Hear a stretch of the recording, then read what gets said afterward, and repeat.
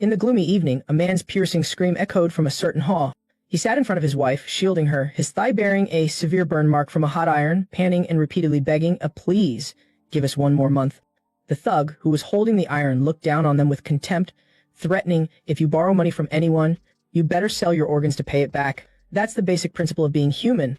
He then slowly brought the iron closer to the man's face, with a grotesque smile. Yeah, we need to let you taste some suffering, so you'll understand the pain of those who cannot get their money back. At this moment, the wife grabbed her phone and started texting, her whole body trembling with fear. The thug noticed the strange behavior of the woman hiding behind her husband. He immediately snatched the phone out of her hand. He guessed roughly, what, trying to call the cops? I already told you, it's useless. But when he looked at the text messages, he was a little surprised.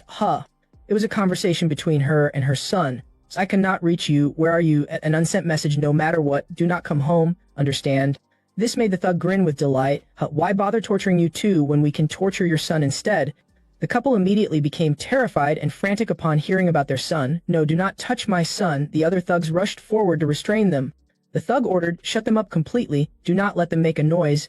His subordinates then used rope and tape to carry out the order, tying up the couple tightly and preventing them from making a sound, while the thug waited leisurely for their son to arrive. You know, I do not want to scare your son too much.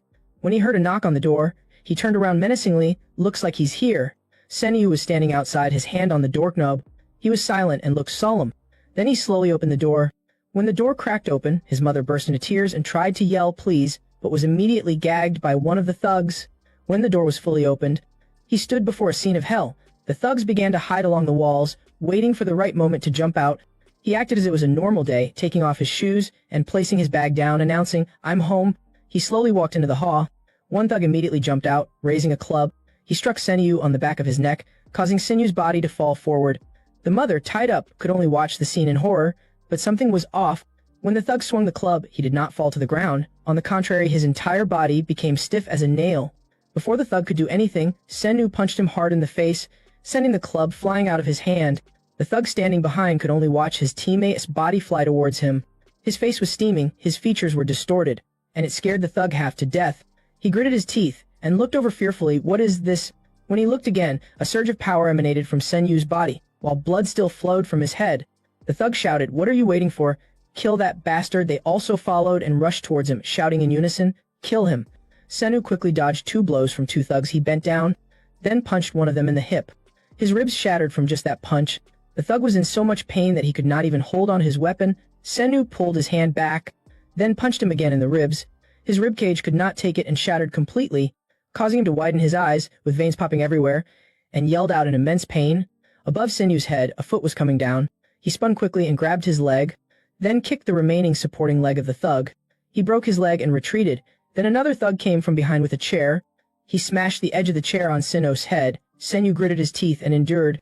At the same time, the blow did not faze him. He looked up the thug with hateful eyes, which caused him to be terrified. Before he could do anything, he was sent flying, hitting his back hard against the wall near the thug, which surprised him. Seeing everyone brutally slaughtered by him, he stammered, oh, what is this? He held the knife in his hand and looked towards Senyu's parents. The thug grabbed Senyu's father's head and lifted him up, posing a threatening display. Let's see if this old man can still move after I beat him to death. He did not know that his threat was foolish. Sun-U grabbed the hot iron and threw it at his face. With just one blow from the iron, he smashed the thug's head into the door, the force causing a large hole in the wooden door. His parents watched in shock at their son. He pulled the iron back, the thug's head now embedded in the door. He was now covered in blood, his teeth were mostly knocked out, and he could only croak out of, my neck, call 911, is anyone here? He kept screaming in pain, is anyone there? But inside the hall, all his subordinates had been eliminated by Senyu, without a single one left. Senyu was breathing heavily, his head covered in blood. His parents were looking at him, exhausted. Senyu knelt down and started untying them. He said while panting, if you did not want me to fight, then you should not have been this poor. He glanced at his parents. He then collapsed onto the floor. His mother was very worried. Senyu, she cried out, Kang Senyu. He was taken to the hospital along with the thugs who were present. They were constantly yelling in agony. The hospital was in chaos. They kept begging, Doctor, save me. Amidst such a rushed scene, a man appeared at the counter. He went over and asked the receptionist, what's going on? What's all this chaos? She replied, the debtor took down 10 thugs. Then he adjusted his glasses and continued, and a high school student did it by himself. Hearing this important information, his pupils constricted. The The thug leader, in critical condition, managed to say to his underlings, "Find that bastard and kill him." His subordinate replied, "But he's in the hospital too." Then he sneered, saying, "Black Bear just left. The kid is probably dead by now." The man flinched when he heard Black Bear. Then he asked, "Which room is the student in?" The receptionist looked up the computer and replied, "Yes, room 202. In the emergency room, the sound of footsteps echoed constantly. He was running quickly to Sinyu's hospital room. As he ran, he thought, if Black Bear is in this area, then that kid must be one of the 4 potential fighters I'm looking for. This will also help me assess the candidate's potential." Then he stopped in front of the hospital room. Unfortunate that this involves him. He looked at the nameplate. It is Kang Sunyu. Then he pressed his eye against the window, thinking, this high school student is so pitiful. The scene before him was Sen-U facing a man who was 3 times bigger than him. It was Black Bear. He had just arrived at the hospital and was already aggressive like this. Black Bear growled, "Just because of a piece of high school trash they call me here. Do not hate me too much. I still have a debt to collect." His eyes turned a scary red. He added, "But you're quite interesting." Then grinned, revealing his sharp teeth. "You've seen me. And you're not scared." Sen-U, on the other hand, was no less imposing. He directly pulled the IV drip out of his vein. He said, "But you're quite interesting." Then grinned grotesquely, "You've seen me. And you're not scared." Sen-U pulled out the IV line, ready to confront him. Black Bear raised his hand high and swiped down. "Then I'll teach you a lesson, to show you what fear is."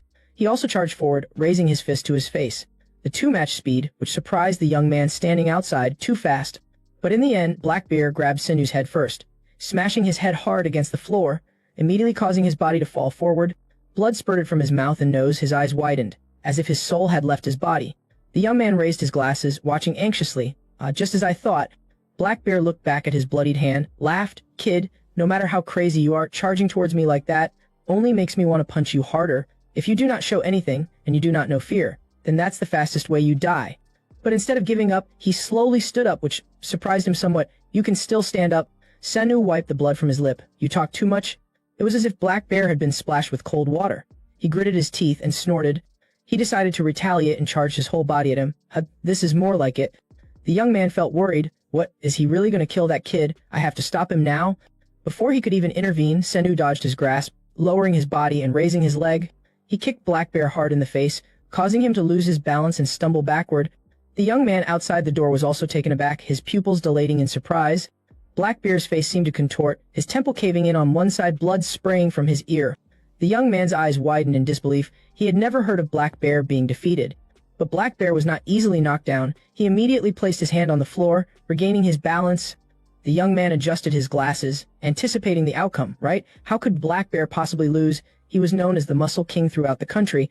Black Bear laughed. "You really think I'd give up after being hit by some high school kid?" Just as he thought he could gloat, in less than a second, Sen-U launched another attack, hitting Black Bear's face, causing the hospital room floor to crack from the impact of Black Bear's hard head. The young man felt even more disoriented. This was too absurd. Sen-U relentlessly struck Black Bear's face directly. Black Bear's face was now red with strain. Instead of taking the blows, Black Bear wrapped his arms around Sen-U's back, locking him in a tight hold. He grinned menacingly. "I have to use my ultimate move on some high schooler." The young man muttered to himself, "Is not that Black Bear's signature move, Bone Crusher? I have to stop him now." Then Black Bear began to squeeze his arms, trying to break Sinu's bones with the pressure. He tilted his head back and shouted, "How laughable." At that moment, the young man flung the door open, rushing in to stop them. "Stop, please stop." But neither of them relented, locked in their position. As Sen-U started to straighten his body, an aura emanating from them, the young man stood there, astonished. The room filled with smoke, but the fight remained undecided. Black Bear looked at Sen-U in shock. "What, my body is going numb? No, I clearly put all my strength into it." Sen-U slowly grasped his shoulders and lifted his head, to Black Bear's utter disbelief. Black Bear kept saying, You can still move, your bones are completely fine." Black Bear tried with all his might to tense his muscles and tighten his grip. "This time, I'll crush you into pieces." But Sen-U still straightened up, his bones completely unharmed, causing Black Bear to yell, "How?" They did not break. In response, Sen-U slammed his head into Black Bear's face. It was like a steel bar hitting a cotton ball. Blood gushed out with just one blow. Black Bear's face was being destroyed, his mind racing. Are his bones made of metal or something? Sen-U slammed his head into Black Bear's face again. Black Bear's face was deformed, as if something hard had been driven into it. Sen-U did not stop, continuing to hit him with his hard head, until the young man spoke up. "Stop, he's unconscious." Then he bent down and rubbed Sen-U's back. "Calm down now." He then looked at Black Bear's body and said, "If you keep hitting him, the cleanup is going to be troublesome." He then called the medical team. Room 202, Building B, head injury due to a traffic accident. Please help us handle this. He breathed heavily, looking up and asking, who are you? Are you on their side? He replied, hump, whatever. Then he said, I was thinking about forming a team with you. Senyu completely did not understand. What the heck are you talking about? As the medical team entered the room, they stood before Black Bear's corpse, briefly falling silent. Then they turned to the young man and reported, confirmed. Is that all? The young man nodded. How can we be sure Black Bear will not wake up again? The team leader then commanded, let's begin. They began clearing away the body. Senyu stared at the scene, feeling alien. He turned and asked, what are you guys doing? The young man handed Senyu a red card, saying this is someone who can give you everything you want. He took it and looked at it, slightly surprised. The young man continued, all you have to do is fight for that person. But the offer was met with a dismissal from Senino. Get lost. After crumpling the card, Senyu decisively threw it in the trash. I'm not interested in fighting for money. Then he walked straight to the door, mumbling, what kind of scam are they trying to pull on me? The young man could only watch him leave and clicked his tongue. Tusk. His thinking can change. It seems like he knew that Senyu would soon need the organization. He walked straight out the door, trying to scam me again. Huh. The young man could only watch his back and click his tongue. Tusk, you will change your mind. His expression turned somber. Senyu was in the men's restroom. He washed his face to regain his composure. Then looking in the mirror, he lamented, damn it, even if my life is a mess, I must at least fulfill Mom's wish of never fighting. Suddenly someone opened the door. What are you doing here? Son, it was his father. Senyu turned in surprise. His father asked, where are you going in this state? Senyu turned, angrily repeating, in this state. He started to yell, who do you think is responsible for this state? You're a boxing champion, are not you? You were even invited to the Nash team. How come you did not do anything, but instead brought a pile of deb home? What, is your pride as a champion too big to work in a shabby gym? I do not know why you were kicked off the national team. But that pride of yours, is it more important than my sick mother? He received only silence in return. Finally, his father left, instructing, do not even think about going anywhere, stay in the hospital, making Sen-U resentful. In his heart he cursed, this is so annoying. Suddenly a headache hit him, making him dizzy. Senyu fell to the floor, sitting under the sink, clutching his head and thinking, my head, is it because I have not been sleeping enough lately? He muttered again, no, it must be that every time I see my father, my head hurts, I hate him. Just 1 week in critical condition because of the injury, has already used up all of our savings. Bowing his head before the parents of my bullies, he cannot help me with anything, so I do not want to trust anything he does, but it seems like my life is falling off a cliff. As a high school student, I cannot even rent a fishing boat. How am I supposed to change my life? I cannot even take care of my daily expenses. A friend of his age approached him at that moment, offering, do you want to become my subordinate? But Senyu was too busy with his part-time job to accept. I'm busy, so get lost. They did not let him go easily. They made their accomplices destroy his delivery bike. The guy even laughed scornfully, then you're dead for sure, Howa. He always remembered those memories. Because of those bullies, his debts with his father had increased even more. And I cannot leave home and abandon my mother. My life is truly at rock bottom. Senyu then suddenly sat up on his hospital bed. He clutched his head in pain. I fainted again. What the heck? Why did they move me to another room? Senyu then took out his phone. How long have I been lying here? He was surprised. It's a text from my father. His father had texted Senino, son, I think it's time to tell you everything, tonight. He gritted his teeth, wondering, what else is he hiding from me?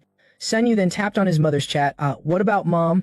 He decided to try calling his mother, but his father picked up and he spoke first. Is Mom okay? His father responded urgently, Senna, do not come home. There are some thugs hiding here. It's very dangerous, making Senyu feel uneasy. What? He worriedly instructed, stay put. I've moved you to another hospital under a different name. You'll be safe there, as Senyu was also restless, getting out of bed while asking, what about Mom? His father replied, your mom is hiding in a motel near the police station, so do not worry about her. I cannot stay on the phone long. He then said, son, do not go wandering around right now. Okay, I'm hanging up. After that, he left Senyu in a moment of contemplation. Senyu gritted his teeth, damn it, it's all my fault. If only I had not provoked those guys. Then he rushed out with his phone in hand. First, I have to find Mom. Suddenly, another call came from his father, making him a little surprised. Father. He answered, hello. From the other side was a different man's voice. You're Mir Kang's son, right? He replied, yes, I am, but who are you? The person on the other side immediately announced, the situation is very bad. Kong fell and is unconscious, making Senyu incredibly worried. What? On the other side, his father, while working, had fallen from a high place. He had apparently broken his limbs, and the risk of death due to blood loss was very high. In the intensive care unit, he stood beside his father's hospital bed. His father's entire body was bandaged, and his life depended on a respirator. The doctor had told him that the surgery was very difficult, And the surgery fee alone would be 100 million won, and after the surgery, there would be several years of expensive treatment and rehabilitation costs. Just thinking about it, tears welled up in Senyu's eyes in agony. He sat down by the bed and cried. He held his head in despair. Why? In the silence he wondered, what should I do? But then Sen-yu remembered something. It was the card that the young man had given him. If he was not mistaken, according to his memory, he threw it in the trash, that card. Sen-yu thought he had to go back there right away. I have to go back to that room. At the hospital in the late afternoon. Back to room 202. He rushed to the place, panting heavily from exhaustion. Sen-yu slowly walked over and pulled the trash can towards him. But the harsh reality was, the card had disappeared. It was gone. He completely lost hope, and could only hunch over and tremble in self-reproach. Damn it. It's all my fault. Senyu's face was soaked with tears, constantly repeating, I'm sorry, I cannot do anything. Then he cursed himself, maybe it would be better if I died. As if the heavens were looking out for Senyu, the young man stood at the door holding the red card up. Are you looking for this? He turned around startled. He's a bit smug. Change your mind. Senyu immediately asked, how much can you pay me? He immediately made an offer, at least 10 billion if you win, which made him surprised. He added, even if you do not win but become famous, you can still earn a lot of money. So do you agree to this offer? Senyu stared wide-eyed at the man. He said, at least 10 billion if you win. This exorbitant price startled him. He added, even if you do not win but become famous, you can still earn a lot of money. So do you agree to this offer? This made Senyu think for a long time. At his office, a large nameplate was mounted on the door, with his title Annex. Senyu was invited to a private meeting with him. The young man handed over a contract, saying, read this, if you agree, sign it. He looked at it in surprise, a fighting arena. He replied, this is an underground tournament, where fighters with monstrous strength use the stimulants that the hospital provides for competition.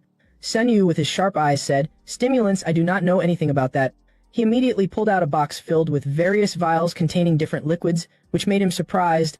The young man then held up a vial, introducing it. This is not your ordinary stimulant. Depending on the type, it can transform an old man on the verge of death into a monstrously strong person.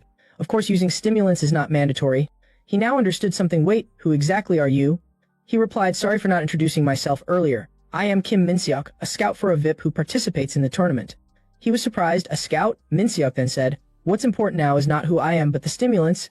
No fighter has ever won without using stimulants. He insisted. I said I will not use them. He replied, you'll be better informed about the stimulants when you enter the competition zone. In his heart, Senyu scolded, this guy is not listening to me at all. Minseok continued to speak incessantly about working with us. If you pass the tournament and get into the top 20, you will get a sponsor. At that point, you will be able to choose a VIP to be your sponsor and fight with us to the championship. It's that simple. Senyu had no choice but to say, alright, I understand, now give me the money, that's all I need. Minseok set a condition, oh there's one problem, you only get paid during the tournament, which made him shout, what? He immediately slammed the table and stood up, glaring at the man and yelling, are you kidding me? Why should I work with you then? Seeing him become agitated, Minseok became even more interested. He calmed him down by bringing up his weak points. Oh, calm down, you need the money for the surgery, and to keep your parents safe, right? Senyu was stunned after hearing that. Who are you? How do you know that? He replied, as long as you work for Mike, I will take care of your parents' safety, their surgery and treatment costs, even dealing with the debt collectors. Hearing those benefits, he could not believe it. How can I trust that? His phone rang again. Senyu picked up his phone and looked. It's my mom. He held the phone to his ear and answered the call. What is it, Mom? His mother on the other side reported, Senyu, I heard that you paid for your father's hospital bill. You even sent bodyguards here.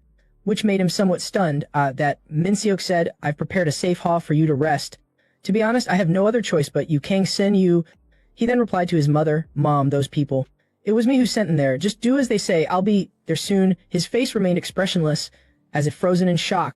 His mother felt strange. Senyu. He did not say anything more. I'll call you back later. He then hung up and looked at the ground. Senyu, after a moment of struggling with his thoughts, looked up and asked, what do I have to do to get 10 billion won? He replied 10 billion is just a benchmark, which surprised him. Minseok added, depending on the amount of money people bet on you, this number can increase. The winner can even receive 15 billion won. Senyu kept repeating, this is crazy. He replied, it's not impossible. Compared to the price that the fighters are paying, it's quite small. Another truth made him speechless. Minseok spoke, many people have become disabled, even lost their lives. In fact, only 10% of the fighters who participate from previous tournaments can leave the tournament without any injuries.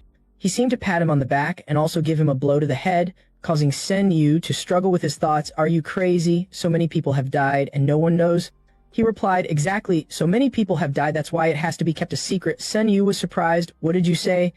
He pointed to the signature box on the contract, warning, "Once you sign this document, the first thing we do is to create an alibi." He widened his eyes in surprise. "An alibi?" Min Seok immediately replied, "The hospital is a place to facilitate the tournament because it's the best place to create an alibi. You can participate by having the camera record or buy an item under your name to create an alibi. There is no death that we cannot fake, missing, falling, illness, or side effects of drugs. Everything is possible." He gritted his teeth and tried to threaten, "What if I report to the police? Why are you telling me all this?" He leisurely said, "It's not hard to give you an addiction. Do you think anyone would believe a drug addict talking nonsense about a tournament that does not exist?" Then he smiled kindly and pledged, "Do not worry, you'll die before you can do that," which made him mumble, "This is crazy." Min Seok returned to his seriousness. "That's the beauty of the hospital system, is not it?" He finally asked, "I'll repeat myself one more time. This is entirely your choice, Kang Sen-yu. Are you going to sign it?" It was a difficult choice for Sen-yu. Min Seok said most people take a few days to think about it. Suddenly, he quickly placed his hand on the contract and signed his name, which surprised him. Sen-yu's face was extremely sinister. "You have to keep your word." Min Seok, having achieved his desired goal, curved his mouth into a cunning smile. A nurse appeared behind Sen-yu. The strange atmosphere made him exclaim, "What the heck?" As expected, she injected him with anesthesia. Sen-yu pushed her hand away. "What is this?" But it was too late. His vision began to hallucinate, and his head was also dizzy from the drug. With blurry vision, he could hear Min Seok say, "Do not worry, it's just anesthesia to take you to the competition area."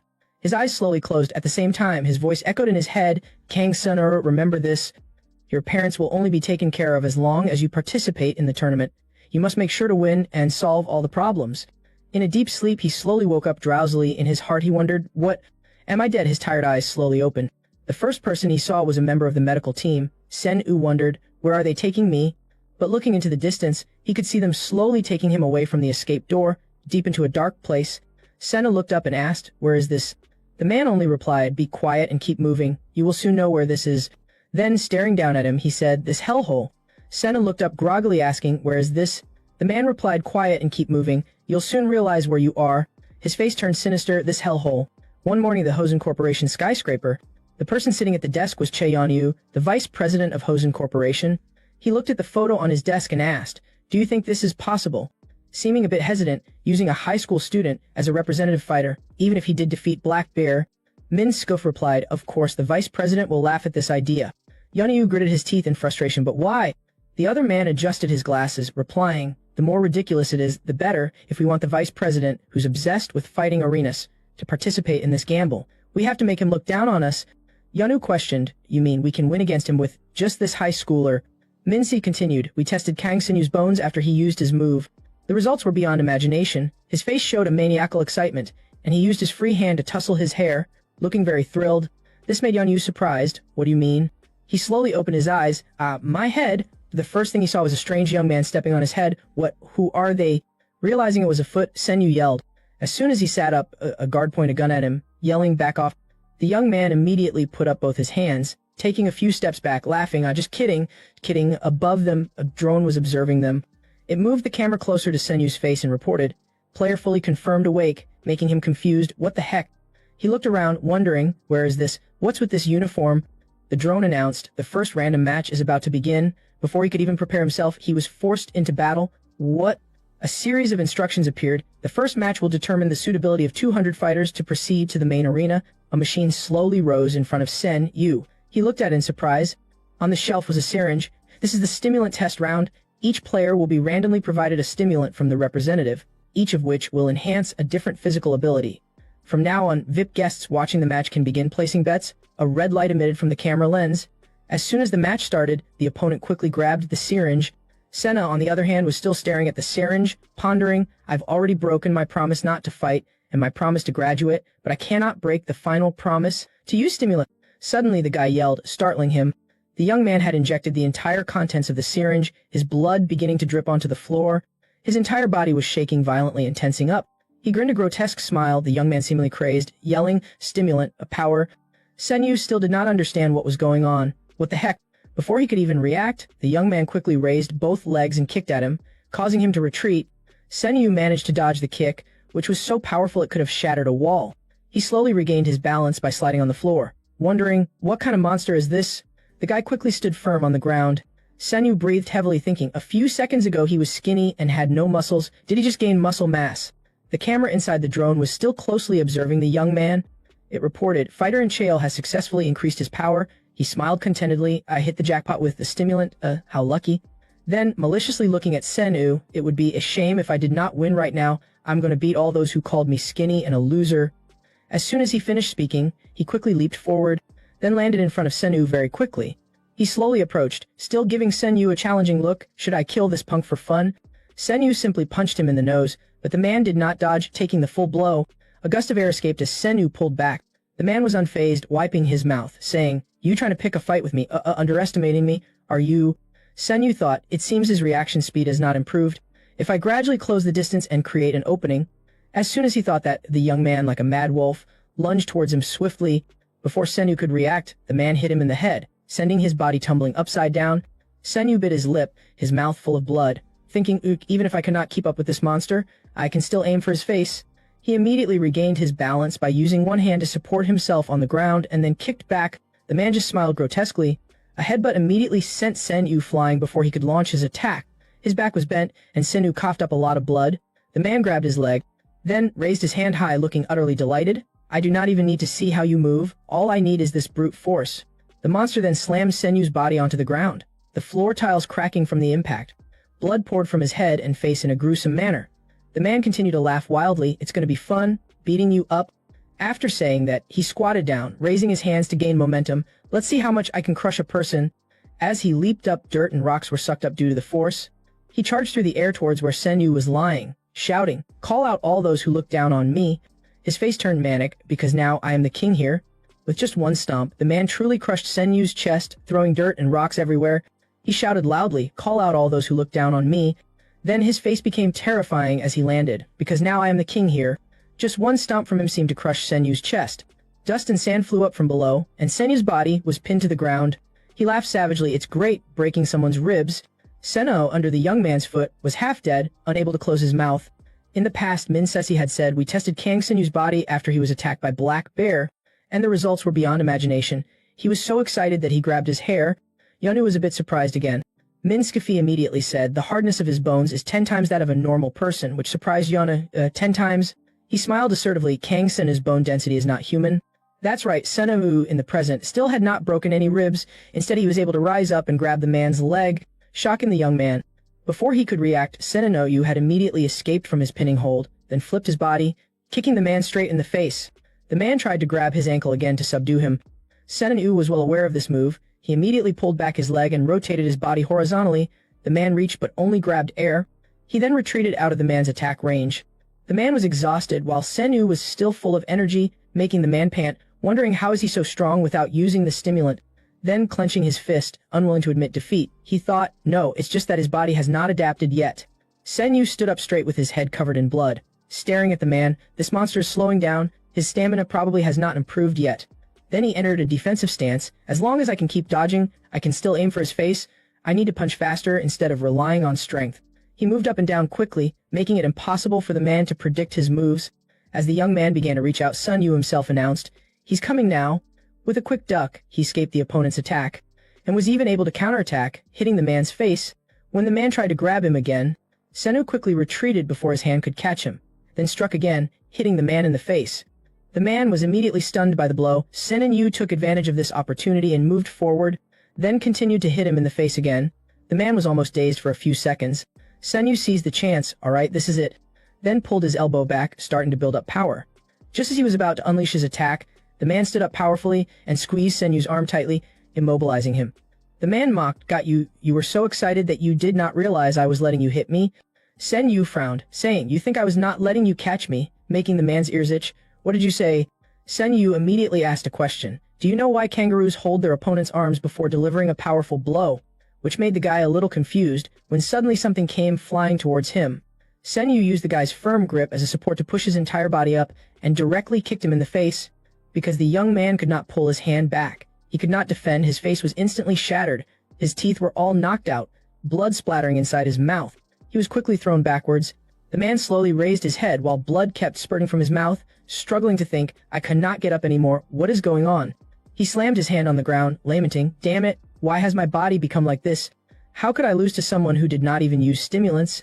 When he looked up, the young man noticed something. It was the vial of drugs that Senu had not used. He then had an idea. That's right, one dose is still not enough for me. The man crawled to the shelf where the drugs were kept. Reaching out and grabbing a syringe inside, Sen Yu noticed it. He immediately rushed over the stimulant that was given to him. Just as he kicked the guy, it was also when the guy injected the power-up drug into his neck. The young man had quickly absorbed a large amount of stimulants, his eyes turning a terrifying red. The surveillance drone reported successful use of endurance stimulant. The man immediately jumped up, using his back to slam into Sen Yu's stomach. His monstrously strong body made him spit out blood, his eyes wide in pain. Sen Yu completely lost his strength. The man then lifted his entire body up, preparing to slam him onto the floor, yelling, "Who did you call a skinny piece of trash?" He immediately threw Sen Yu's body onto the ground, a surge of force immediately erupting from his throat. He kept spitting out blood because of the strong impact.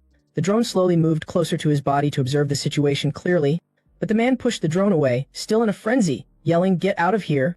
Then he slowly approached Sen Yu's head, saying, "It's not over yet." Then he tightened his hands around his neck, making it hard for Sen Yu to breathe. He kept muttering in his ear, "There's something I've wanted to do for a long time." Yeah, it's this feeling insects like you need to have their necks cut off to be satisfied. His eyes slowly widened. With each labored breath, in Sen Yu's head only one word echoed, "Father," then a splash of blood splattered. When a splatter of blood appeared under the tense red background, the young man suddenly rolled over and died. The remote-controlled drone observed carefully again, then definitively announced, "The match is over due to the death of one player." Yanwu, observing the camera through the computer screen, wondered, "Dead, what happened?" Minseok beside him explained, "Due to an overdose of stimulants." He then adjusted his glasses, saying the survival rate when using two types of stimulants at the same time is less than 5%. Minseok analyzed in detail because he succeeded in using the strength-enhancing stimulant, but then injected another dose of endurance stimulant. So it's natural that he died. On the camera screen, you could see the team starting to move his body. Then he pondered, I have to admit that he's really lucky his opponent went to his death." Minseok continued to give his opinion. "Perhaps this is not entirely due to luck. His body is very unusual." He said, "Is not it just that his bones are hard to break? You know that this place is full of monsters even more terrifying than him." He said, "With the stimulants that we have, then increasing muscle, body parts, hormones, anything is possible, except for one thing. That's bone." Minseok pointed out, "There must be a special secret behind this." Yanwu, hearing this, said, "Let's see how effective it is when he enters the main round. So what's the next step?" Minseok replied, "Because he has passed the stimulant testing round, he will be treated urgently first. Then we will let him meet the other monsters." On the camera, the image of the team was carrying Sen Yu away, in a dazed and tired state. He finished his words, "Those who have had their strength increased." Sen Yu's eyes at that time were still focused on the drone. He was taken into the treatment room of the fighting arena. Sen Yu was currently sitting on an examination machine with a medical staff. He stared blankly at the ground without saying anything. In his heart, he wondered he's really dead because no, I just wanted to make him unconscious. That image made him think about it again and again. The feeling as if he had almost died flashed before his eyes, which made Sen Yu even more confused. "I'm the one who almost died." He then remembered the image of his father, bandaged all over with the respirator, and told himself, "Calm down." Sen Yu gritted his teeth angrily. "I'm the only one who can save my father and mother." When he raised his head, he saw the drone pointing its camera at him. It announced all players who have passed the match already. "Now, please move to the lobby." The medical staff immediately explained, "From now on, this machine will answer all your questions. As long as you stay with it, you will be fine. They are all equipped with deadly weapons, so do not do anything stupid." He slowly followed the drone and went towards a door. It led him out of the cave that Sen Yu was pushed into initially. He slowly followed, with a big question mark in his head. "Where is this place?" Sen Yu stepped to the cave gate, a cave underground. "They are making sure I do not escape." The drone pulled him forward. Sen Yu said to himself, "Damn it, I wish I could call and ask if my mother is okay. At least they said my father and mother would be safe as long as I'm here. I have to survive at any cost. It's not like the fights I imagined at all, outside. People think I'm a scary monster." He gritted his teeth. But here, even a random guy on the street is at that level. Thinking about the scene earlier made him feel chills. Sen Yu pondered, how much more terrifying are the monsters here? The drone spoke up, "Open the arena." He looked at it in surprise. The gate slowly opened, the mystical light inside radiated outwards. He slowly stepped inside, going from one surprise to another. The place was full of similar drones. They were all mobile cameras monitoring the players. Sen Yu felt amazed. It announced all players have entered. The game will begin with 124 participants. In front of him was indeed a tournament. There were many large people participating, and a crowd of remote-controlled drones. It added, "Instructions will be given briefly, so please focus on the projector screen." He looked at the monsters in front and muttered, "What the heck? These monsters?" They were at a completely different level from the guy he met in round one. His vigilance also gradually increased. Sen Yu pretended to blend in with the crowd, continued to move in silence and said to himself, if I want to avoid unnecessary injuries in those meaningless fights, then I should stay under the locator until the main match begins. Suddenly a big guy stood behind him, challenging, hey high schooler kid, how did you get here? Let's big brother play with you for a bit. In his heart, he felt uncomfortable. Damn it, this uniform attracts too much attention. Start the instructions already. As he continued to walk past two men, he could hear them talking, haha, I heard that the high schooler got here because his opponent overdosed on stimulants. The other guy was a bit surprised and interested. Wait, that means he has not used stimulants yet. He replied, wearing that uniform, it must be those rich people who want to see others suffer. The other man suggested, I'm bored, should we play with that kid a little? But he hastily said, hey, bow your head and walk. It seems someone else is targeting him, which surprised the other guy. Suddenly, there was a voice behind him, hey, Sun Yu slightly glanced over. Without turning around, he could feel that it was the guy who he had met in the lobby earlier. He kept following him and intentionally causing trouble. When someone asks you if you want to play, you have to answer, which made him curse, damn it. He grabbed his head and said, if you do not answer, then I'll have to kill you. Xiaowen remained silent, muttering in his heart, to survive with this bunch of crazy people. Then, gritting his teeth, frowning and turning around to prepare to face him, I need to be crazier than them. As he prepared to raise his fist and turn around, he was also ready to raise his hand. He was silent and thought, to deal with this crazy bunch. He frowned and gritted his teeth, I need to be crazier than them. As Senyu turned around with the intention to fight back, the man also quickly raised his large hand. Suddenly, someone blocked his wrist. Senyu was somewhat surprised. A muscular man was shielding him, which made the man ask, what's this? He said stop. He was not happy and grabbed the man's arm, then squeezed it tightly until the muscle fibers started to tense up, and grinned maliciously, what now? Despite his hand being burned from the heat, he calmly said, it's just a high school student. Then he pulled his hand back, which had burn marks from the friction. He said, you want to fight me with just one stimulant-pumped hand? Then he looked at him, to save that kid, which made Senyu feel belittled. He gritted his teeth, unable to endure the humiliation. I have to pretend I do not care. It's better than getting hurt for no reason. He started raising his fist. Then come here and die for this high schooler. The man on this side also immediately raised his fist to meet him. Senino at the same time turned and shouted to encourage the older man, damn it, I cannot just stand by. Suddenly, a gunshot rang out, blood splattering everywhere, shocking him. The drone with the action camera had a gun after all, and it fired until the barrel was hot. The man also took multiple shots to the head and fell down dead. The drone spoke, it's time for the briefing. Anyone who causes conflict outside of a match will be shot dead immediately. On the other side, other drones were also pointing their guns at the corpse. This made him even more shocked. Damn it, do they see human lives as nothing? Who can survive in here? Suddenly there was another sound. A large screen appeared in midair in the cave, showing the image of the creator, who spoke to everyone. Congratulations to all of you for surviving the qualifiers. The stimulant test round just now was a simple one. Only those who survived would not be eliminated. But from now on, anyone can be eliminated in any round. And being eliminated means you will be stripped of the right to compete in later rounds. Regardless of that, the reason the fighters are participating in this tournament is for the prize of 10 billion won. Upon hearing the hefty prize, they cheered wildly. He could only stand there and watch, completely detached from the money. All he thought was getting treatment for his father. With that money, his family could live like humans. He thought about it and clenched his fist. The creator continued, unfortunately, only one person can receive this prize, but do not be sad, because if you make it to the top 16 and survive, that fighter will receive 5% of the VIP customers' bets. He then showed them the number of VIP customers participating. One guy excitedly clenched his fist, determined the prize money and the bets are all mine. He continued to instruct, each player will have their own channel. Each person will be assigned a guidance machine, which is also a camera. He turned his gaze to the drone hovering beside him. They are scattered everywhere, and they are also live recording devices. VIP customers will follow the channels of the players they think will win and achieve. He summarized, in short, the more attention you get from VIP customers, the more money you will get, so attract as much viewership as possible to bring in a fortune. Now each person will be provided with a private room to stay in until the game ends. You can freely choose your roommates. Doors from empty rooms slowly opened. He concluded, any further questions will be answered by the guidance machine. Now move out. Two of them were constantly talking to each other. If I want to attract the attention of VIP customers, then I will stay with the strong ones and try to perform some moves. Staying with that high school kid will not make us any money. Senyu seemed to have no one to pair up with. Damn it, even finding a room is difficult. But the man from earlier quickly approached him. He wrapped his arm around Senyu's shoulder and said, do not worry too much, kid. Senyu stared blankly at him. He clarified, I'll make sure you're safe until the official match begins. He looked at the man's trembling arm with burned scars. But then he suddenly noticed a person with blonde hair. He briefly looked at his appearance and said, no way, could it be? But the man's words quickly interrupted his thoughts. It seems that room over there does not have any fighting. Go check it out. Senyu was sweating, a bit worried. He got hurt because of me, and now he wants to share a room with someone that everyone is avoiding. He kept watching the man's back. I do not know what his motives are, but no matter what room I choose, danger is always lurking everywhere. When he saw that Sen-O was not moving, he turned around and asked, "Why are you still standing there?" Senyu stammered, "Let's go." Seeing them team up and walk to their room together, the others gossip, "Wow, what a group. Their view count is guaranteed to hit rock bottom." They kept rambling from beginning to end of the session.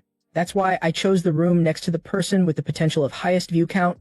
Staying in the same room is obviously very dangerous, but at least it will give me more screen time on a popular channel. Being with those muscular guys with high views is a given. Inside that room, it was like a dark hole. Just like its dangerous look, those inside were also large and imposing, and especially dangerous. A boy about the age of a minor walked in, surprising them. He closed the door behind him. He then walked towards them and said, "That spot looks good." They felt weird. Until he ordered, "Move aside," they were immediately shocked by his audacity. One guy stood up, threatening, "The camera has not even turned on yet, and you've already closed the door." He then raised his hand high to swing, laughing. "Are you craving death that much?" Before he could act, the young man immediately used 2 fingers and darted forward, piercing the man's neck vein, causing blood to gush out. The large man immediately went dizzy, then fell down with a twisted neck, scaring the 2 others. He spoke up anyone else. They were like timid rabbits, completely silent. Since no one dared to argue, he said, "Good, keep quiet." Then he licked the blood still on his fingers. "The person I want to fight is someone else." He was Han Min-soo, only 19 years old, skilled in harness. They were so scared that they could not utter a word. He said, "It's best to just stay quiet," then cunningly licked the blood on his finger. "The person I want to fight is someone else." The next morning, inside a 4-wheeled car in motion. Inside, Yeon-yu and Min Safi were driving. Min Suf reported, "There's intelligence that the vice president will team up with Choi Ma-shun, the former champion of the previous season again." Yeon-yu replied, "Damn it, of course. Who else could he team up with? But our other option is a high school student." Min Sikov then said, "If Kang Sen-yu can make it to the top 16, he will undergo a second round of stimulant testing." He then proudly boasted, "With his body, it's very likely that the stimulant will have the strongest effect. His bones are already 10 times harder than normal people." Min Suxi's eyes suddenly widened strangely. If he gets another stimulant, a record-breaking monster will be born. Yeon-yu clicked his tongue at the problem of fighting over strong people. Tesk, "Well, he's on our side anyway. I'm worried that others will snatch him." Min Sikosi confidently replied, "I do not think we need to worry about that right now." He then explained the 5-person room that Kang Sen-yu is in has the 5 lowest viewerships in the stimulant test round. This made Yeon-yu even more surprised. The car drove across the bridge. After the man led Sen-yu to his team room, he explained some basic things. "It seems difficult to increase views here. The audience will only focus on the fighters they think will win. And this, one of them is a woman. Her chances of winning are not highly anticipated. The person sitting over there is a female fighter. She is Amanda Groch, 23 years old, Kapara and proficient in jiu-jitsu." He then turned his gaze to a short, adult man. "That guy is the smallest in the tournament. The blonde-haired boy is Kim Min-ho, 25 years old, skilled in boxing." He introduced the last one, a young man. "The last one is, he constantly tries to touch his elbow with his tongue, always muttering like a brain-dead person. Elbow, he's Menon, 28 years old." Menon was still in an awkward position trying to touch his elbow with his tongue, saying loudly, help me, as Sen-U was speechless. Here, drones began to flood their room. The man looked at the camera light that was shining, and said, "The guidance machine has started recording, but if you want to make money, you have to attract views." As soon as he said that, he raised his hand, then he jumped forward, then suddenly landed, supporting the weight of his entire body with one hand, shocking Sen-Yu speechless.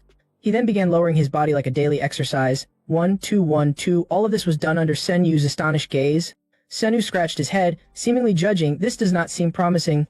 When he looked at the woman, she had stood up.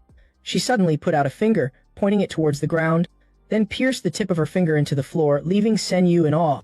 She started to retract her legs, lifting off the ground. Then she lifted her entire body with only one finger, even more impressive than the old man on this side. He widened his eyes, wondering, lifting her entire body with one finger, without momentum. They kept doing 1, 2, 1, 2 while Sen-Yu still did not understand what was going on. He stammered, "Wait." Minho on this side stood in a ready stance. He confidently said, "Only fools show off their strength," making Sen-Yu very curious. What he demonstrated was his speed. With just one dash, he reached the end of the room. Then, with a flash, he returned to his original position, leaving Sen-Yu stunned. Minho did not stop there. He kept repeating the action, making Sen-Yu admire him. How is he so fast? Looking to the other side, Menon, like a mentally disabled person, was constantly muttering while his throat was nearly choked. "Okay, I can reach it. I'm the best." Sen-Yu was sweating buckets looking at him.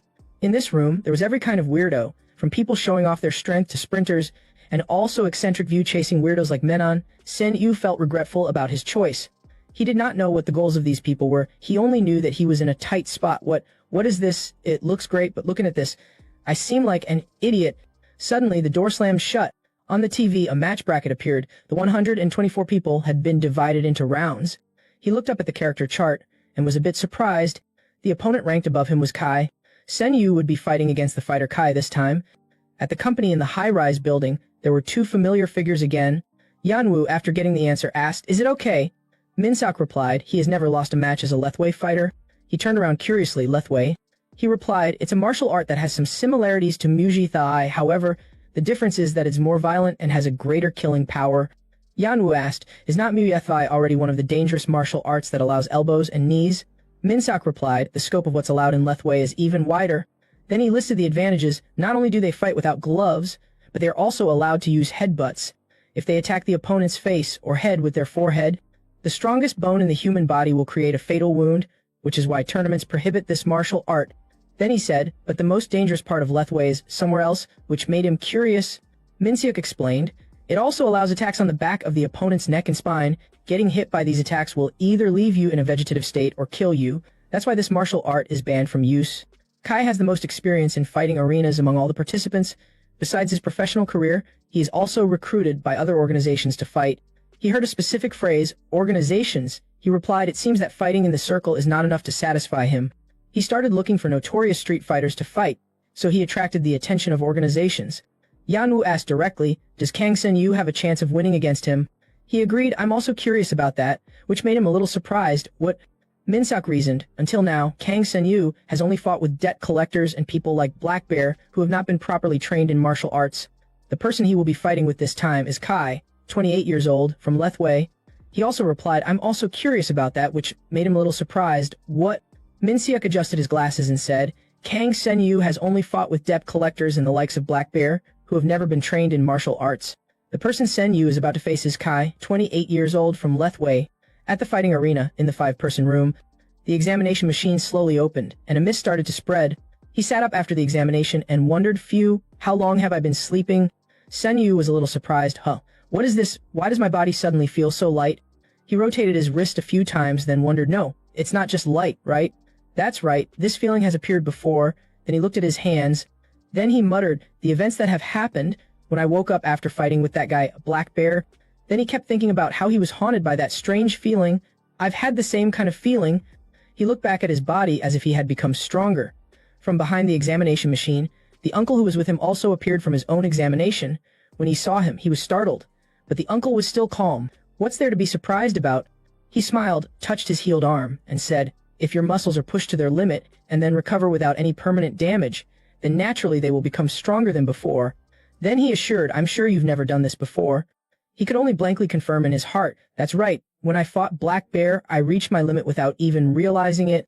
Then he said, but your recovery speed is also unusually fast. Do not you think, or did you inject some kind of recovery stimulant? He simply answered, more importantly, I've been wondering about something since yesterday, which made him listen. Senino repeated what happened at the time. Why did you risk your life to protect me? He just silently looked at the ground. Well, the thing is... Then he answered, you remind me of my son, which made him a little confused. He added, if I were a better father, my son would not have had so many debts with loan sharks. He understood somewhat, so you are here because... He replied, that's right, to make up for my mistakes, I have to pay off all that debt. He also expressed, but when I see you alone, I cannot help but think of the son that I ruined and abandoned. I cannot just stand still and watch.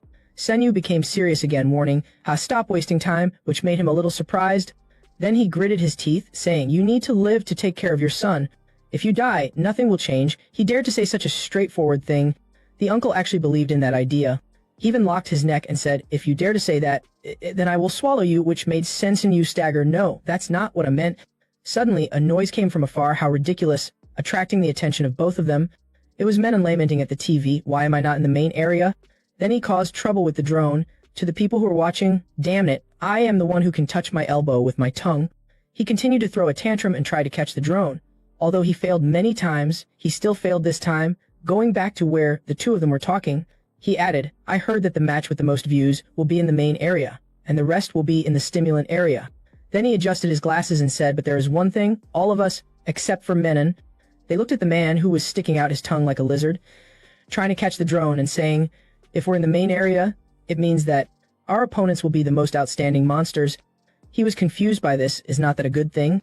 It surprised him. Good, what are you talking about? He slightly curved his lips, looking interested in a strong opponent. That's an opportunity to attract all the VIPs. He was stunned at his somewhat interested expression and said, that you're really crazy. Menon chimed in arbitrarily. The main area not only attracts views. He immediately flinched back. What? He continued to wear a grotesque smile, but also where 16 VIPs will appear, those superpowers that are ruling the world. Senyu thought, that means the scout will come too. I want to hear news about my mother. The sky darkened outside a warehouse where 3 cars parked. They stood before a container full of coal, burning with flames. Yanwu gritted his teeth and wondered, I thought we were going to the main area. What is this dirty place? Minseok explained, the location of the fighting arena is a secret that only the organizers know, so they must want to meet us in some hidden place. He was glued to his tablet, but it seems that someone outside of us has been watching Kang Sen Yu's channel. He asked unhappily, why is that suddenly happening? Is someone following us? Suddenly, there was a woman's voice from the other side. It seems like someone has misunderstood. The two of them looked up. It was Chasunjian, 19 years old, the youngest young lady of the Hosen Corporation. She smiled and said, it's just that I'm interested in the student named Kang Sun-u, that's all. Yanwu did not like her either. I just got fired from the company not long ago. Why do you keep following me like a mouse? Minsik then said, it seems that this young lady is interested in the butt, which he disagreed with and interrupted. Who's a young lady? She's just a bastard child. She slowly walked down, still relaxed, and said, why so harsh? I dropped out of school to help the company with you too. Then she added, thanks to them, I found out about this interesting place, so I guess I'm very grateful. He was suspicious and said, no matter what you're planning, you better be quiet and leave. Suddenly, a car drove straight into the place. Another camera-equipped drone flew in. It, along with the car and the entourage, escorted them. Now, you will be guided to the main area. A drone came closer. It announced, now we will guide you to the arena. Behind it was the 4-wheeled car and the entourage. In the dark, there was a voice echoing, take off her blindfold. Sunjian slowly opened her blindfold. What she saw was a large transparent window. Sunjian was blinded by the light. What is this? Below her was the arena, large and clean. The bodyguard replied, below is the arena. The director has arrived in one of the 16 VIP rooms. Sunjian wondered, so it's time. She curved her lips. This playground will be tough. In the room on this side, Yanwu sat on a chair, praising right, this place has quite a large scale. Minseok was glued to his tablet. According to the statistics, after the match here ends, the match in room 10 where Kang Sen Yu is fighting will begin. Suddenly, it was as if there was a landslide from below, which made Yanwu jump. Below was Minsu defeating a large man, slamming him into the wall until it cracked. Yanwu was surprised to see him. What the heck? Minseok replied, it's Hen Minsu, a classmate of the same age as Kang Sen Yu. He turned surprised, still a high schooler. Minseok answered, he dropped out of school. It's unbelievable that that guy has 2 monsters like this. Yanwu was startled. Huh. Minseok added that Hen Minsu. He went to the same school as Kang Seno, so he's also Sen Yu's classmate. The drone moved in to observe, then reported the match between rooms 9 and 20 has ended. The winner's Han Minsu. Next up is the match between rooms 10 and 3. Inviting the contestants to enter as the door opened, Sen Yu and his teammates stepped in. They observed the battleground with large cracks and became surprised. The old man spoke, it looks like this match will be intense. The drone announced, the contestants who are not currently in the arena from room 10 will wait here. The first one to step forward was Minho. He breathed a sigh of relief. The drone added, the contestants who have completed their matches are to leave the arena. Minsu also walked to the door to exit. Suddenly he raised his hand and flicked his hair. Minho took note of that. The old man on this side said, I hope Kim Minho will be comfortable and not stressed. Suddenly something flashed across Sen Yu's eyes, piercing the wall next to him, making Sen Yu's eyes widen in surprise. He gritted his teeth looking over, where did that rock come from? Minho on this side was still firmly looking at Minsu. His sharp eyes had caught that scene. I saw it. The guy was pretending to flick his hair. He was the one who threw the rock, with a speed no one could detect. It seemed that Minsu had some connection with him. Minho was still thinking, I cannot believe how much damage a rock can do with that speed. Suddenly Minsu spoke, you, startling Minho, then slowly looking over and saying, you must be arrogant for being here. Minho turned and answered, not really. Then Minsu challenged, go ahead and be confident. You bastard, startling him. What? Minsu frowned at Minho like he was looking at his prey, you'll pay the price. He immediately retreated quickly, putting up both hands to protect his face, ready to fight. Making everyone surprised, do those two want to fight? Amanda spoke up, nothing happens for no reason, startling Sen Yu and the old man, She added, with those who are skilled, they can feel the slightest bit of killing intent. Facing Minho, Minsu simply walked past him. As if nothing had happened, he walked straight out the main door. making Minho feel lost. Huh. He gritted his teeth. Is he that strong, making me be wary right away? That bastard looks like he wants to attack and kill me. He also had a bad feeling about him. Minsu was no different than a monster who would attack him. He was left to say, alright, I understand a few things about him now, but he is so strong, how am I going to defeat him? Suddenly, another guy spoke up. Where are you looking? Startling Minho. The guy was the wrestler Pai Su, with a large and imposing physique. In the room behind him was the room of director Go Wuxian, who was judging while holding a glass of wine. Fighting like that is terrible. Why did you choose people like this to compete? His butler said, although they are terrible if the wrestler can grab them, their opponents are sure to die. Sir, when they are grabbed, the opponent will be crushed to death. Their lock techniques are too good. That is why many people in freestyle martial arts are former wrestlers. Sir, physical fitness is quite important in this type of mixed martial arts tournament. They have strength and endurance that is quite flexible. So wrestlers are a formidable opponent in freestyle competitions. No one can escape if they pin their entire body on the opponent. The director continued, and the difference in weight will help him defeat his opponent more easily. It can be easily compared with the naked eye. Yaisu has well-defined muscles, while Minho has nothing. The drone spoke up, contestants, prepare yourselves. It announced the match between Kim Minho and Pai Yaisu begins. The man quickly spread his arms wide into a wrestling stance. Seeing Minho put his hands out in a boxing stance, he said disdainfully, a boxing stance. Let's see how long you can keep that up. Then he took the initiative to attack. Your punches are useless against me. But before he could do anything, he was punched in the eye, blood splattering everywhere. He retreated in pain, already injured before the middle of the match. He screamed with a bloody and empty eye socket, my eye. Minho scoffed, be so careless, you idiot. His middle finger was slightly offset like a natural blade of his body. He was stunned with tension, trying to calm down. I still have one eye. I need to calm down. Not giving him any time to rest, he moved in quickly, with a dynamic back and forth rhythm. He widened his eyes, trying to catch Minho's rhythm. He's moving too fast. He's taking advantage of my injured eye to avoid my vision. Minho was moving non-stop, then aimed at his right side and attacked, then dealt Yaisu a blow right in the center of his face. Yaisu yelled angrily, wildly reaching his hands out, you bastard. Minho quickly ducked and escaped his attack range, immediately followed up with more blows to the vital points of his body, making him constantly dizzy and unable to stand straight. I cannot see anything now. Then Yaisu's remaining eye slowly became blurrier, and he could feel his blood continuously spraying out. The director widened his eyes in surprise. Did the match end that fast? Amanda spoke up again, no, surprising both of them. She said that Pai Su has already caught the rhythm of Kim Minho's movements, that they had not noticed this point, yet she did. Until the next blow that Minho delivered, he immediately grasped his rhythm and blocked it, without even using his eyes. Minho was frozen in place. He felt that all directions were covered by the wrestler. Picturing this, he immediately retreated backward. Frowning, he muttered, cannot I always defeat him? It's like he is covering every angle. How can that be? He was now holding his right eye. Then, panning, he said, now I'm used to your movements.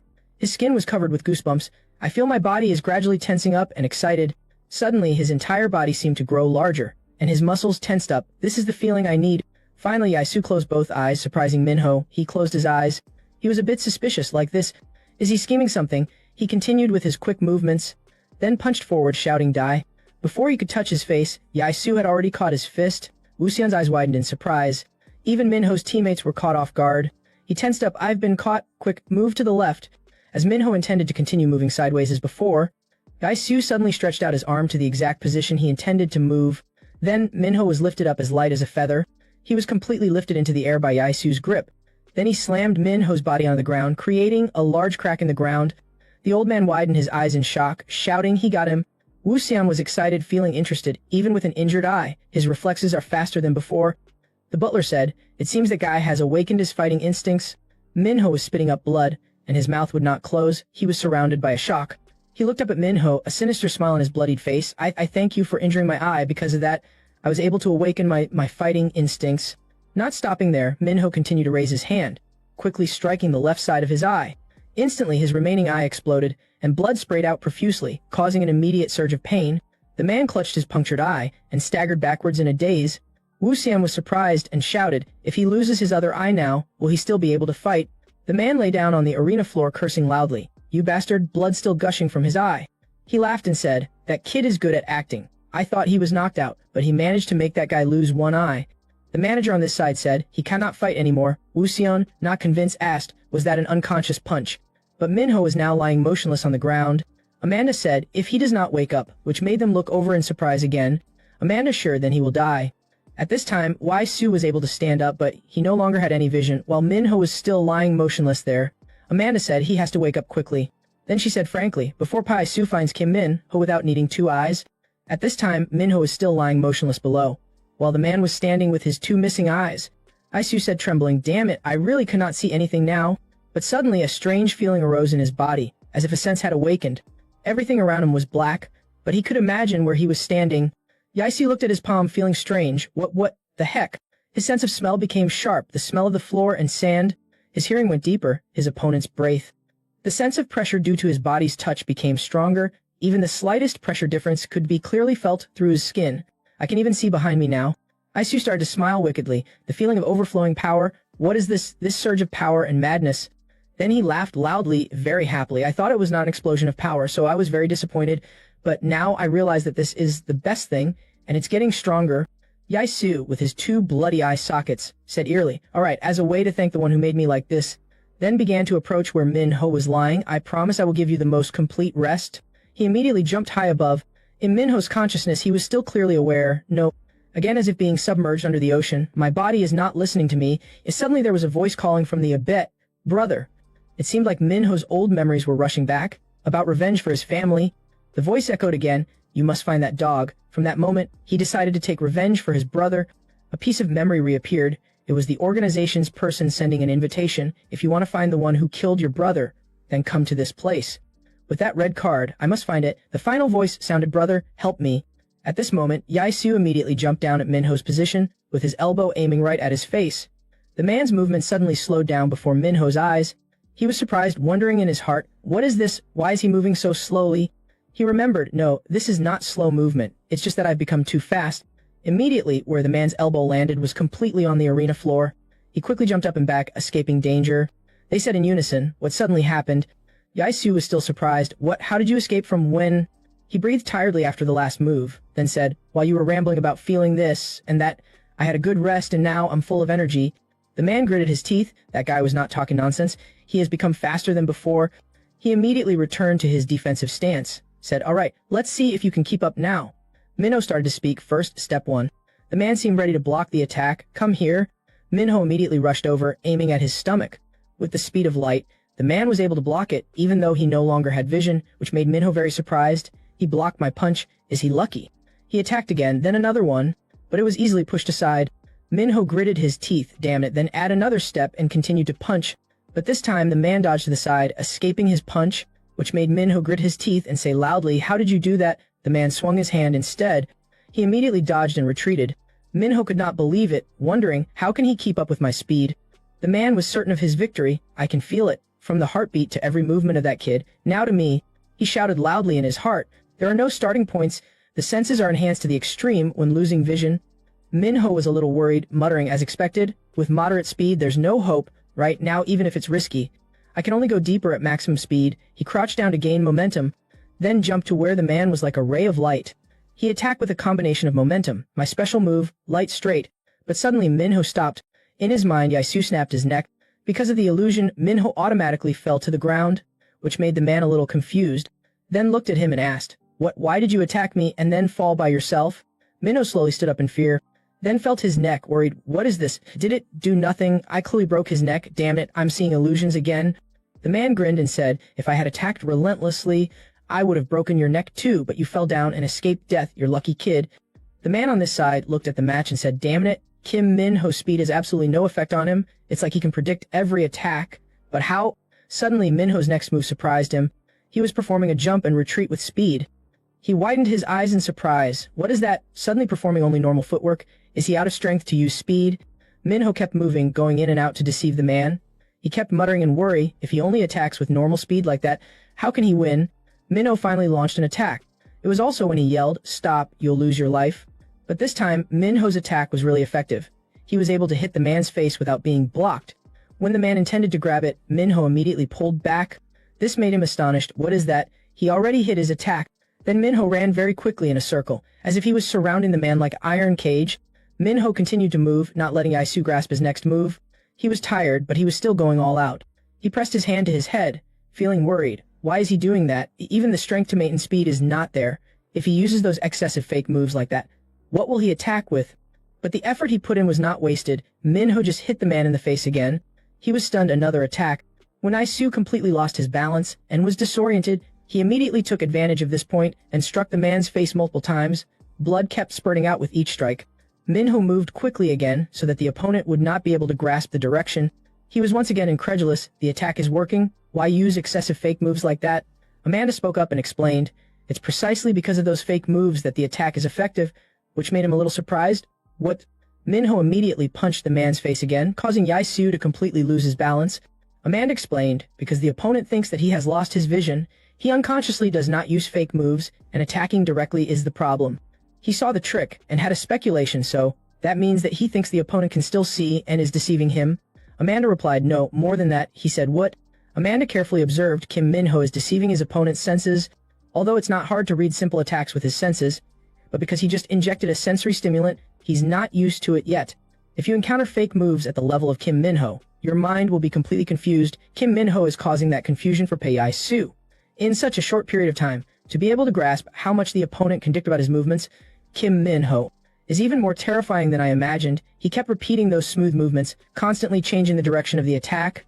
Minho lowered himself, then immediately struck a blow directly up on Isu's chin, causing his lips and teeth to be pressed together. Wu Xian, not convinced, asked loudly, what is going on? Are you telling me that my opponent failed in front of a useless guy like that? The manager corrected, absolutely not, which made him stop. What? The butler skillfully said after observing the situation, look at his face. Does he look like a loser? The man started to grin, then shouted, I got you. Then he hugged Minho's body, then lifted him up, yelling madly, this is my victory. Then he flipped him backward. Minho was in unimaginable pain. His head was immediately smashed straight into the arena floor, causing it to explode. Everyone was surprised by the result. Even the butler and Wu Xian were caught off guard. The imaginary images that he had created for himself gradually disappeared, leaving him with a feeling of disappointment. Isu self-destructed, unable to believe it. He stammered, what? I clearly grabbed him. Minho was still standing and watching him slam his head on the ground. Senyu seemed surprised. Why did Isu throw himself like that? Amanda said, because Kim Minho attacked Isu's brain. He was surprised, brain. She replied, because Kim Minho kept attacking Isu's brain. Each time it was hit, his brain would shake. If the shocks continue, before the brain stabilizes, even if he could feel, it would be hard to maintain his sharpness. In that way, Kim Minho created a short time window where Isu's senses would fail, making him think he had grabbed the opponent, even though he had not actually touched him. Senyu did not expect that he also had that kind of strategy. Damn it, how could it be he's stronger than me? Isu's entire body was trembling. He seemed unable to stand, muttering that guy did not even have stamina-enhancing drugs. Could his senses really be better than mine? This is really unfair. In his last thought, he also collapsed to the ground. The drone slowly moved closer to inspect. It pointed the camera at his face to check his condition. Then reported, Isu is no longer able to fight. The winner of this match is Kim Minho. He then breathed a sigh of relief. Everyone supported Minho, nice one. And old Wu Xian was furious, damn it. Minho collapsed, raising his head and panting heavily. In his heart, he secretly called out, brother. Upstairs in another room, it was Sung Yun's room. She watched the whole match and assessed, this is not a human fight. I did not expect you guys to go crazy over this. The bodyguard beside her spoke, it's not just a fight. She was surprised. He said, this is a place where all the corporations' wishes can be fulfilled, from money to power and maintaining authority. Even murders that do not leave a trace, and undetectable hallucinogens in the tests, for corporations that no longer feel pleasure anywhere else. This is the only paradise. That is why the pride of the Vips here is so incredible. She answered, I think I understand why third brother wants to defeat first brother here so much. The bodyguard replied, he must have been very careful in choosing his fighter. Moreover, his fighter is known to be very familiar with this place and extremely talented. Sung Yan added, so we also have to be very active.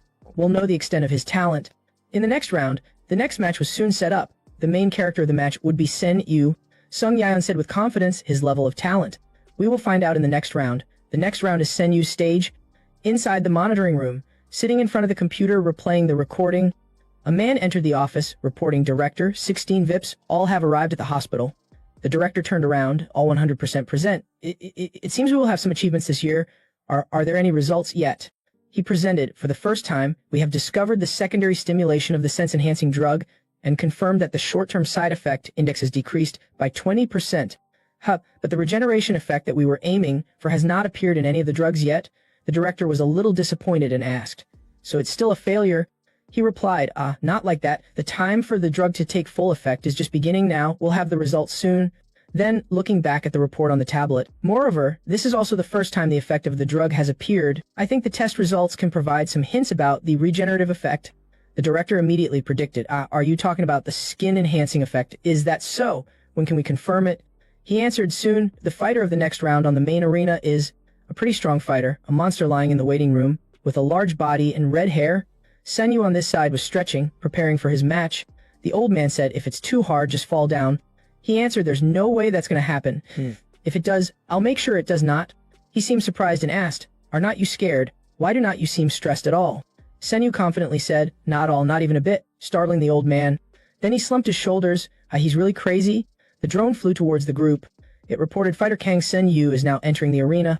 He immediately walked through the door leading to the arena. While walking down to the deciding place, he thought, since when have I not felt fear anymore? Then a memory echoed in his mind. When I was young, I had so many accidents that made people think deeply. Even if I was about to die, it was not anything strange. I was always unharmed as usual. Back then, Senyu cried, calling out, Mom. At first, I cried loudly because of the surprise. But after going through those years, no matter what danger I had to face, I became emotionless. Many people felt uncomfortable with that emotionlessness. But no matter what they did, they could not see even a hint of fear in me. They hit him in the head with a stick, but the stick shattered into pieces. His head was bleeding, but he did not feel anything. And conversely, they were more afraid of me. The only thing that I'm worried about now is the safety of my family, not the opponent in front of me. Kai appeared quickly in the arena. The two of them faced each other, with two drones recording around them. Yana, sitting inside the waiting room, saw him enter the arena and started talking. It's starting now. What kind of skill does Kai have? Minsek answered, this is the skin-enhancing drug, which is also the first time I've seen it, making him a bit curious. Skin, does it help in combat? Minskek said, it is not only helpful but also very influential. The opponent before him had their skin and muscles completely torn off. He was confused. The skin was enhanced, but why was the opponent's skin torn? Minsif explained, the skin has been enhanced to the point that normal people cannot damage it, because it's so rough and sturdy. Just touching it can damage the opponent's skin. I heard they even tore their muscles. There have been cases like that before. VIPs are usually very interested in fighters to place their bets. He became annoyed. Hayes, damn it, where should we bet? I used to train Lethway to enhance my skin, so would choosing Kang Senyu instead of Kai be suitable? He looked at the tablet. The betting results for both of them are leaning towards Kai. It was quite obvious. Indeed, only the money bet on Kai is increasing, and for Kang Senyu, it is 0. Suddenly, Minsek stopped. He reported in surprise, someone placed a bet on Kang Senyu before we did, even as much as 100 million won, making Yanu feel absurd. Who is it? Sung Yan on this side was leaning back waiting for the match to begin. Seeing her so tense, the bodyguard asked, are you okay, miss? She answered, the higher the risk, the higher the profit, and with my intuition, if I do not take a daring challenge, I will not be able to defeat you guys now. Then she said, let's wait and see if the profit is high or the risk is high. He stood there silently. The man was also standing still, without saying anything. The drone announced, Kang Senyu's match begins. He slowly went into a defensive stance. No matter what, I have to win. When he was ready, he saw that the man did not move at all. He was confused. Why is not he preparing? Then he spoke, what is this? Are you going to fight or not? The man glared at him and replied, I'm a man, not the type to go around beating up kids. These principles of kindness made Senyu click his tongue. Tesk. The man leisurely walked towards him and said, I only punch with 10% of my strength. Kai finally warned, absolutely do not get up. Just one kick to Senyu's stomach, using the mere 10% he had spoken of, immediately made him feel like he had died and been reborn. The man said, do not get up. Then he kicked Senyu straight in the stomach, causing him to fly away. Yanwu immediately became worried. He saw that he could no longer stand up and said loudly, no. Just with one hit, he cannot get up anymore. Is this the sign that the match is over? The man on this side also accepted it. It's really a pity, maybe he should give up. Minnow spoke up from behind, explaining that's not caused by the pain, which made him confused. He said, Kang Senyu probably also felt that Kai did not intend to attack him. He simply wanted to scare him. The man was surprised. Kai did that to save him. Minnow sat down on the chair to rest and said, he's just ashamed he had never heard of this term before. What? He explained, because fighting a high schooler like that, Kay probably thinks that the match would really make him lose face. That's why he made the suggestion to make Kang Senyu fall to the ground and not stand up again. The man saw that he was not acting well and said, no, should not you be screaming in pain and not be able to stand up again? Kai said, if you do not do that, then you might die, so I will give you another chance to do it again. But in response to what he said, he scoffed dismissively, which made Kai a little confused. He slowly stood up and dusted off his pants, then said, do I really have to do that to survive? Which made Kai speechless as he looked at him. Then he said, it seems like you do not want to pretend to be unconscious, so I'll have to make you really unconscious. The man immediately tiptoed. This time he would not need to act. Then intended to kick him, but was immediately stopped by his leg. Sunjin was extremely surprised. Yan was no exception. Even his teammates did not expect it. Sun Yu then kicked his other leg and clamped it. Kai yelled, not bad, I did not think your strength was this good. Then he quickly turned around and delivered a punch. When he punched down, he tilted his head to the side, which made Kai even more surprised. Why did he tilt his head to the left like that? He immediately raised his hand high, making the man quickly realize he was trapped. When Sen Yu punched his head down, Kai immediately bowed to take the blow. Yanwu and Minseok stared in surprise. Sunjian, on the other hand, smiled proudly. It seemed that she had placed her trust in the right person. The man gritted his teeth and said, "It seems that I was too careless." He said, "Given the opportunity is your thing, I will act according to my own way." Then he unleashed a barrage of counterattacks. What is the qualification of someone who kneels before a high school student like me to look down on me? And with that, Kai noticed his own leg. He was kneeling on one leg. He said, "I do not want to act with someone kneeling in front of me like that."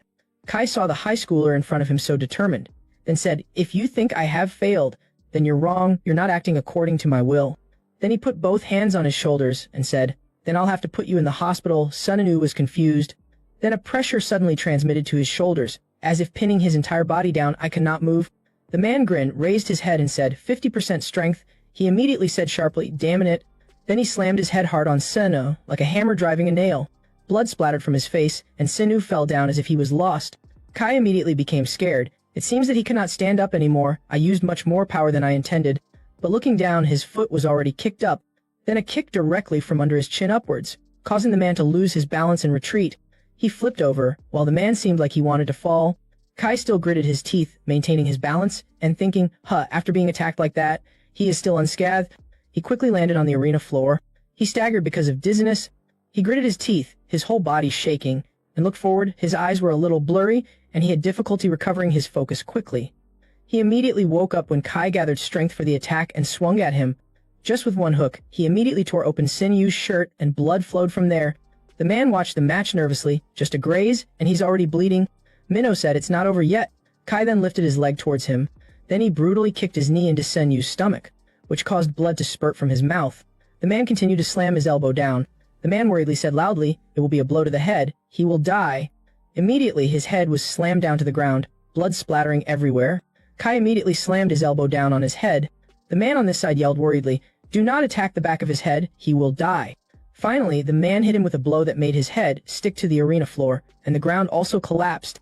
When everything fell into silence, with Senu lying flat on the ground, he could not hold back his voice. This is too much." But Minho suddenly breathed out a sigh. How really unreasonable, which made him turn. "What?" he said unhappily. "What exactly is that kid Kang Sen-yu doing?" Kai, at this moment, was standing in front of Sen-yu's body pinned to the ground, wondering, is there really a kid like this? This guy avoided his elbow attack before it even touched him. At that time, he really was not hit by the man's attack on the back of his neck. Then he smashed his own head on the floor. Even Kai did not understand. He smashed his own head on the floor. "Is he crazy?" A moment of silence continued. The man muttered, "No, he must be panicking," and lost his composure when trying to avoid the attack on the back of his head. But even so, does he think his head is made of steel? Suddenly, Sen-yu stood up in the man's surprise. Kai wondered, he stood up that fast? I heard that even with doping, it's not possible, but how did he do that? He stood facing the man, his head without a single scratch. The man widened his eyes in surprise. What happened? Minho explained, "Kang Sen-yu is not the kid you need to worry about." He sighed, "Although I do not know what it is, but that kid is giving me the chills." He, along with his trembling body, struggled to get up, his eyes still focused on the man in front of him. The man said, "Hey kid, do not push yourself too hard. If you pretend to faint, you can live. Why do you have to?" Before he could finish, he interrupted, "Too noisy," which surprised him even more. He got into a fighting stance and said, "Let's see if your endurance is as strong as your mouth." Kai replied, Alright, let's see if you give up more easily when you realize that all your attacks are useless." Then he opened his arms to let him attack freely. "Come on, attack wherever you want. I will not fight back." Sen-yu thought, if he underestimates me to this extent, then that's good for me, but why do I feel so uncomfortable? Kai thought to himself, to become the strongest practical fighter, I bet everything. Slowly, the man's memories rushed back. I defeated all the fighters in the arena, but even so, I'm still not satisfied. I still think that only when surviving in real battles that demand lives, you are considered a true fighter. So I decided to face real fights with notorious gangsters or assassins. I infiltrated the opponent's organization of the strong, defeated them one by one, and survived as the strongest fighter. So do you think a person like me will really fight with a high school student? The man urged, "Hit me wherever you want, it will be useless anyway." He quickly gathered power in his fist, then struck a very hard blow to his stomach. They were all surprised observing the next development. The entire arena was impacted by the punch, but the man stood still like a stone pillar. Kai confirmed, "Did not I say it's useless?" Then, scowling, he glared at him. "I'm not someone that some high school kid can handle." Just as he was feeling cool for a few seconds, he felt like his body was falling apart. He immediately raised his fist in preparation. One more time.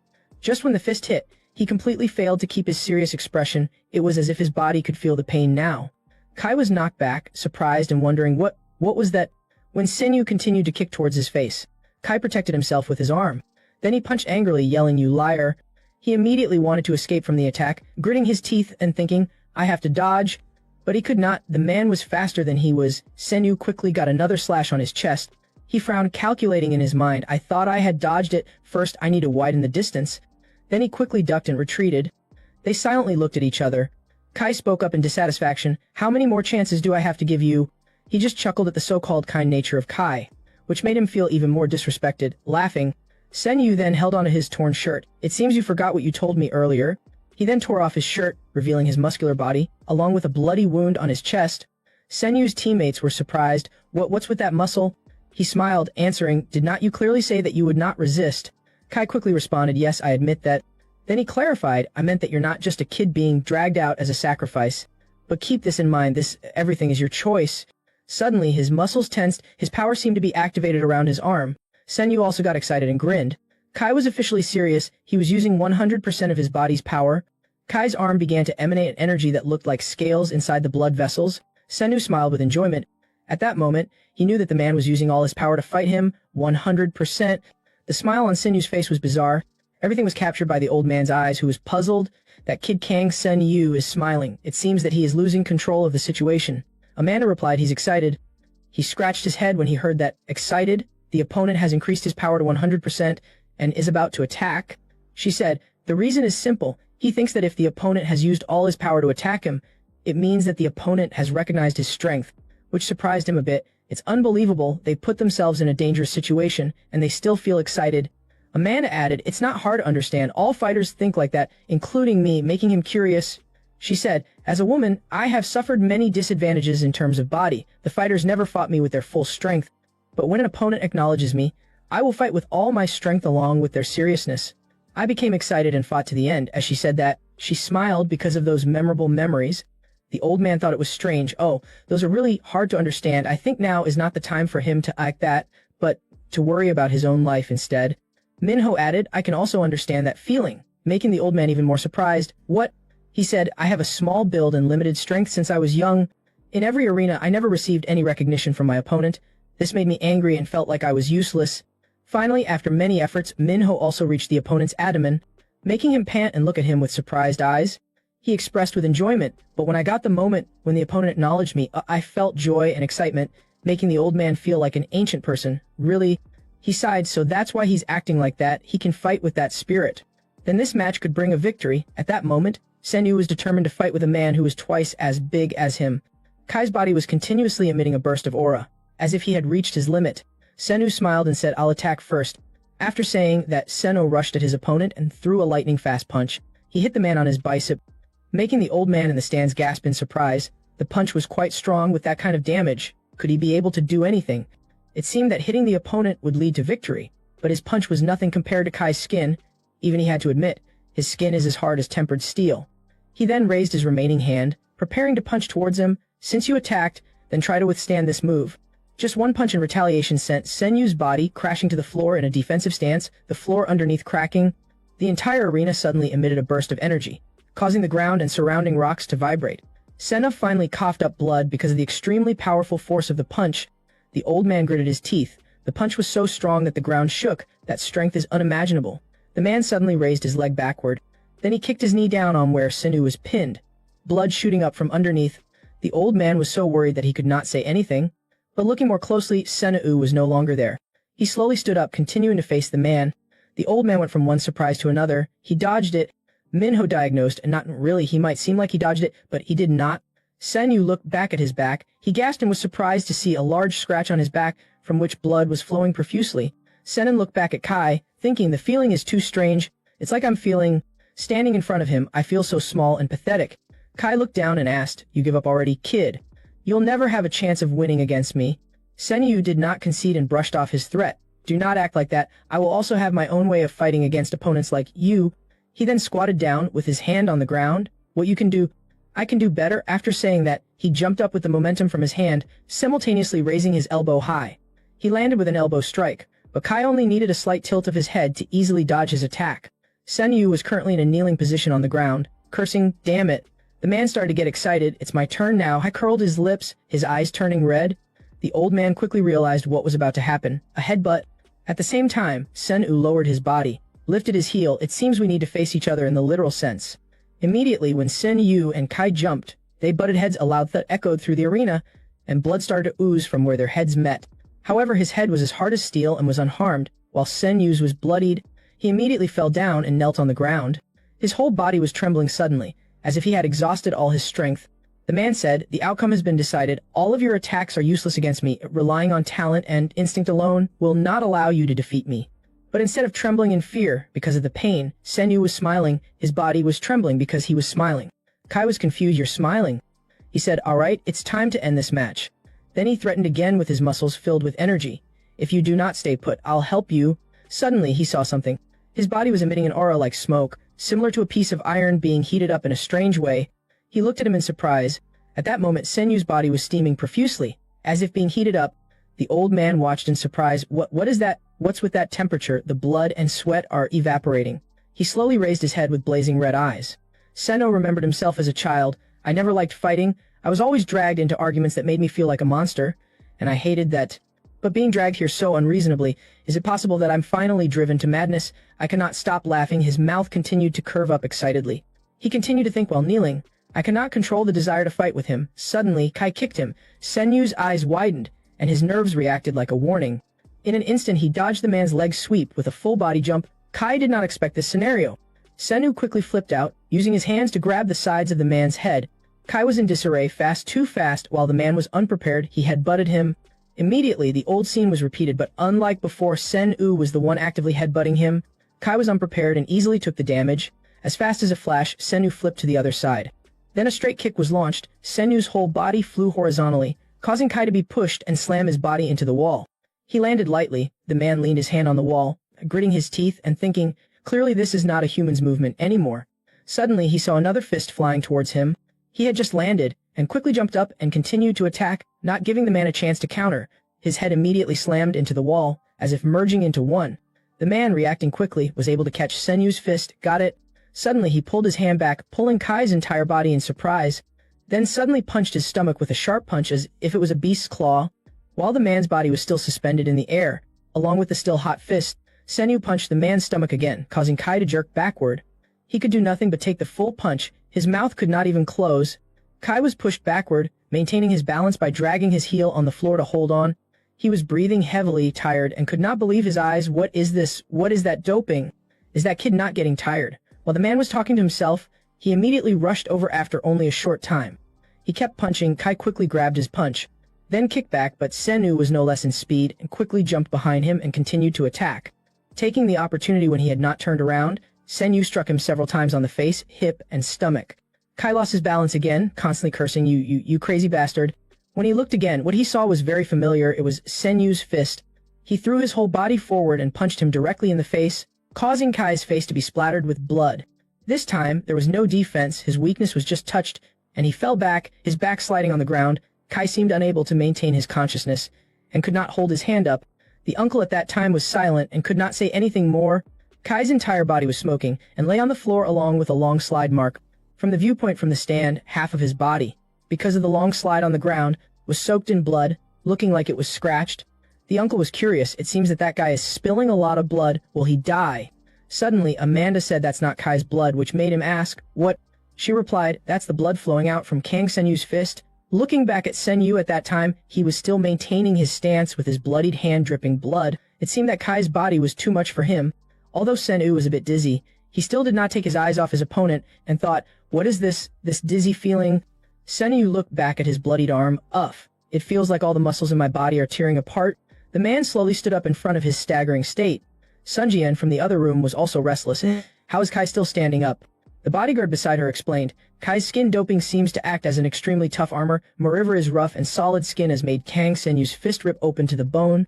Theories that seem to have no principle to break made her grit her teeth. So that means it's impossible to defeat Kai. The man made eye contact with Seninu. Even so, his body was still sweating a lot, and in his heart, he thought, I've never felt pain like this before. Anyway, since his eyes could not open, his body must have reached its limit. Kai started to harbor contempt. He quickly got into a ready position, break his leg and finish it. But Senyu still had the strength to raise his fist, which made Kai stop in surprise. He can still react this quickly. He gritted his teeth and used his arm to block the attack. As soon as his attack hit his arm, it immediately became like it was cut by a knife and blood more. Senyu could not believe his eyes. Now he only had the last resort, right? I'll just keep fighting until he cannot hold on anymore. As soon as he thought that Kai was already bloodthirsty and rushed in, raising his fist to counter. Both of them constantly threw punches at each other, like a hand-to-hand fight. Senno kept punching without looking. Did my attack hit? I could not feel anything in my fist anymore. He gradually lost focus. His eyes also started to squint drowsily. No, my mind. Kai on this side also became confused. This kid is taking my punches head-on without being hurt. It's like his skin is made of steel. His hand had felt the numbness. What is this numb feeling? Kai kept looking for the end point. What is this? It feels like my fist has no strength left. I cannot drag this out any longer. Then he widened his eyes and saw an opening. I see. There is a weak point. All right, now I will end everything. My 10 years will be put in this. Kai shouted this low kick, then raised his leg back. He immediately kicked Sen-U hard in the calf, which made him look painfully at the arena floor ceiling. He raised his leg back again, preparing for the next kick. I will break your leg. A loud thud shook the arena floor. Kai, he said, then delivered a powerful kick to his shin. The man looked up, worried. He blocked the low kick with his shin. As he pulled his instep back, a patch of Sen-Yu's flesh was torn off. Piazza Yusuke, clearly worried, continued, Oh my god, listen to that horrible sound. He might have broken his bone. Sen-U quickly lost his balance and collapsed, falling to his knees. He stared at his leg, where his skin and muscle had been torn. His thoughts raced, my muscles are torn, I cannot move anymore. As he looked up, Kai was already delivering another kick. He shouted finishing blow. Usyk shouted no, but things did not go as expected.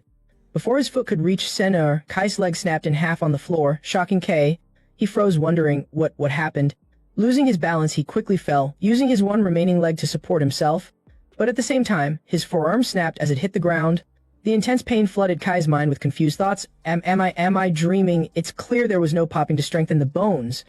Did he accept sacrificing his flesh from the start to target my bones? He collapsed completely, lying face down. Everyone was stunned by the complete reversal of the situation. Yun Yu and his secretary could not believe their eyes. Sung Yan, on the other hand, seemed very proud.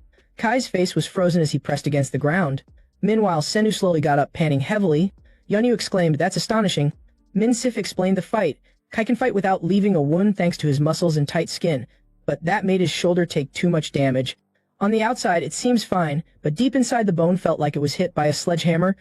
The pain was also reduced by the effects of doping. Seeing his body without any visible wound made him more confident to attack. Now all the joints in Kai's limbs are broken.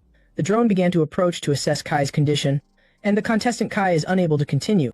Therefore, the victory goes to contestant Kang Sen-U. Upon hearing that, Sen-U happily raised his face and screamed. Piazza Yusuke, who had been watching from beginning to end, could not understand his workings. Is that guy a zombie or something? How can he not fall after being hit like that? Minho said that Kang Sen-U guy is definitely hiding something. Sen-U finally loosened his muscles and fell back to lie down. Though panting with exhaustion, he happily said in his heart, Mom, wait for me just a little bit longer. Observing him from the security room, the director recognized his ability. We've confirmed that this Kang Sen-U does not use doping, right? He asked. The male medic replied yes, according to his file. He does not. After round 1 ends, we will conduct a physical test and confirm it once again. The director continued, but before that, we must investigate the student Kang Sen-Yu's background. Then, with a dangerous glint in his eye, he stated his goal, go and find his parents. At the hospital on a rainy night, Sen-Yu's mother was sleeping beside her husband's hospital bed. Suddenly, someone appeared behind her and she looked up, turning around. She frowned, thinking it was Sen-No. You still have time to come back. Sen-Yu's mother took a moment to realize. Seeing 2 huge bodyguards standing beside each other, facing her husband's bed, she panicked. Who are you people? Back at the arena, they sent staff to carry Sen-Yu to recovery using a stretcher. He lay on it, his eyes closed, breathing heavily with blood on his body. In the VIP room, Yuna, with his chin propped up, asked, even though he defeated Kai with those injuries, can he win the next fight? The secretary replied, there will be a physical examination afterward. It's not too late to decide after the confirmation. The more important thing is this exam. I plan to conduct a secret doping test. He was surprised what Min-san replied, for example, if he passes the second popping test, then Kang Sen-yu will be the strongest candidate for the championship. He doubted, is it possible to do that test secretly? According to the rules, if a player refuses, we cannot conduct the test. He pulled out a syringe, saying, the drug only checks if there's doping in the body. Even if we check for doping, we can still proceed secretly without anyone knowing, because it does not change much. Yu frowned, speaking of the worst-case scenario. What if he fails? He replied sternly, if he fails, he's worthless. It's best to have a backup plan ready. At Kang Sen-yu's recovery room, he was put into a recovery pod. Outside, a spy medic approached with the familiar syringe in hand. When the pod door opened, Sen-yu was sleeping deeply inside, and the experiment began. In Yu's room, he was still waiting. He said, now we just need to do well and win one more match to get into the top 16. Then looking at Min-suf-si, you mean if we win one more match, among the 31 people ranked by bets, we can get into the top 16? He replied, that's right. He asked again, do you think someone as injured as Kang Sen-yu will still have high betting odds? Min-sukov replied, do not you think so? He won more than 2 times without using doping. In the arena, no one has won a single match without doping. The fact that he joined the 62 without using doping has already attracted the attention of VIP clients. If he wins again, we will surely make a lot of money. Yu frowned. Even so, if he does not use doping in the end, will not he be unable to win? Is not now the time we should secure an advantage with a guaranteed win? He raised his glasses. Surely Kang Sen-yu has realized by now. If he wants to win and find his parents, he must use doping. He said, for example, if Kang Sen-yu's body cannot use doping, what will happen in the next match? We must definitely give up. Min-skek said, from the moment he loses, I have prepared to cut his protection costs, hospital cost as well as support for Kang Sen-yu's parents.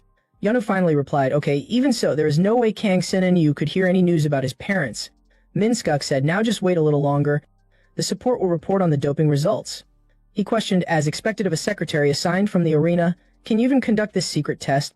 The secretary's eyes sharpened. There's no way. I risked my life to do this. He was confused. Why would you risk your life for this? It's definitely not for me, right? He said, is not the most fun thing about dealing with the vice president is to surpass your brother and become a self-defense master? Yun-u was surprised. Really? He continued, I feel that way too. Discovering the best person in matches. To achieve this joy, I can do anything, even if it's my life. Then he smiled knowingly, or maybe someone else's life. He smirked at him, huh? You really think like a madman? The door to the room suddenly opened, and both men looked back. It was the spy they sent. He had returned with the sample. It's time to leave, sir. Min-suk asked, how are the doping results? He closed the door, saying it's a bit unexpected. Then he got to the main point. He has no reaction. He slowly brought it. Min-sufi was confused. So his body really does not react to doping. The spy replied, that's right. Yuna-yu was now angry. Hey, what did I say? Quickly erase all evidence related to Kang Sen-yu and cut his parents' aid. But he suddenly changed his mind. No, or maybe making his parents disappear would be faster, right? In the recovery pod, Sen-yu had quickly completely recovered his physical health. At the waiting lounge in the arena, it was as bustling as ever. Minho, standing behind the crowd, spoke. Everyone gathered at the lounge, so it seems they've decided on the 62 winners. Piazza Yusik said, it seems like Kang Sen-yu has not recovered yet. He has not come back here. Amanda, stretching her legs, said, well, maybe it's a stroke of luck. We have to wait until all the players have recovered before it can start anyway. She continued, it's good to rest enough during this chance. Minho's jaw dropped, thinking to himself, just how far does she want to go? She added, he looked tired from the beginning. Minho replied, actually, like me and Kang Sen-yu, when fighting in this place, injuries are inevitable. The two of you have entered the top 62 so calmly. Especially Piyusika's arm. No one could have imagined his right arm would be so big. He laughed awkwardly. I do not even know how my arm could have changed like that. Minho looked over and said, for you, a manlai, Gryu, your opponent underestimated you because you were a girl, but in the end, the result was shocking. You defeated your opponent with just one blow. She replied, actually, it was so fast and chaotic. So until now, I do not know how I defeated him. Minho asked again, I wonder if you could tell me how to defeat an opponent. She said, do you think I did tell you? He was surprised. What? Amanda glanced at him. You mean I tell my opponent before I defeat them? Hearing those words, he was completely surprised. His body stiffened. Before he could recover, Menon scared him with a shout. Why did you eliminate me? Making him jump. Oof. He jumped up, raising his hands high. The first winner is Menon. From the screen in the lounge, the administrator's image appeared. Congratulations everyone for making it into the top 62. Now, just one more winner and we'll give that person a chance to enter the top 16. In this round, if you win and get into the match of 31, then we L rank by betting amounts and then the top 16 will be formed. Just by getting into the top 16 and surviving, you will immediately receive 5% of the betting money. Immediately, everyone in the lounge became excited and started making a fuss. The administrator continued, if you want more betting money, Sacrifice your lives and show your full power in this round. Do not worry about being injured because this place is the biggest hospital before the arena. So let's announce the match list. At the Hoshin Group headquarters, Yunyu asked, so except for Kang Sinu, all the other candidates have been decided. Min Safa, standing in front of the desk, replied, of course, sir. Then he said, indeed, this player looks very suitable. He was surprised who. The secretary looked at the screen showing the image of a player named Ichika Ryo. He said, this is Kang Senyu's final round opponent. At Kang Senyu's recovery room, the recovery pod's lid slowly opened. It was when Senyu suddenly woke up worried and called out, Mom. But in the end, it was just a dream. He hugged his head, breathing heavily, and insisted, it was not a dream, I really heard it. Earlier, the medic stood in front of his recovery pod, holding a touch screen, and talked to the other line. If he does not react to doping, then we'll make his parents disappear. Yeah, even so, there's no way Kang Senyu can hear the news about his parents. He remembered it and frowned, muttering, I must get out of here quickly.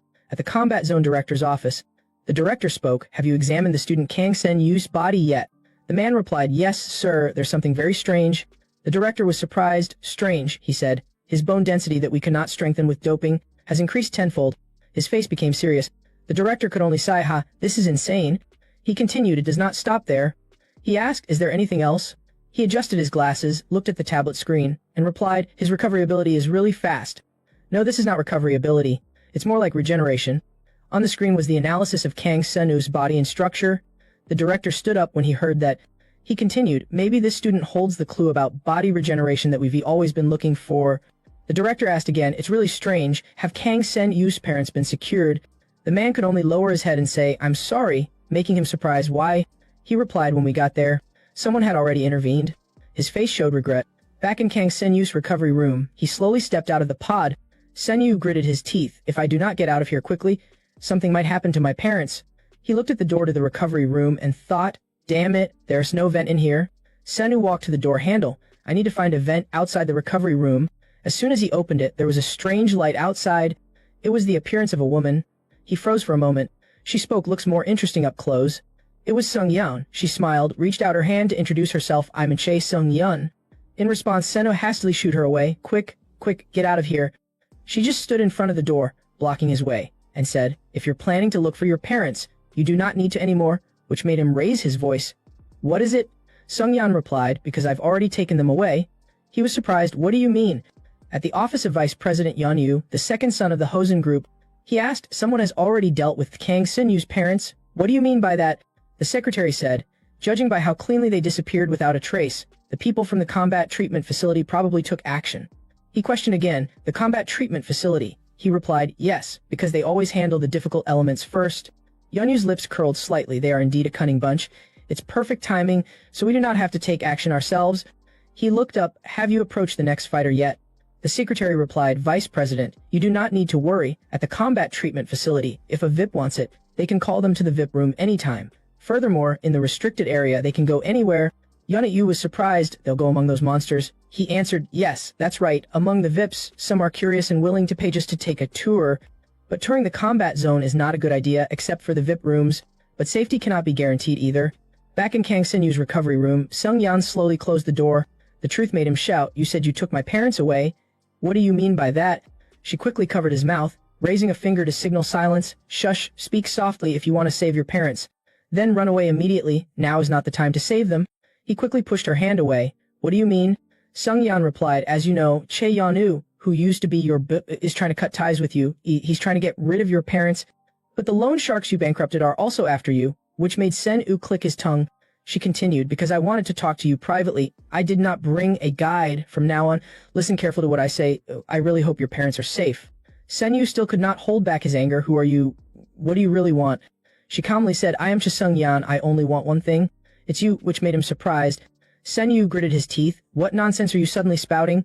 Sung Yan said, I'm also one of the 16 VIPs, so I need a reliable fighter. He was even more surprised. You're a VIP.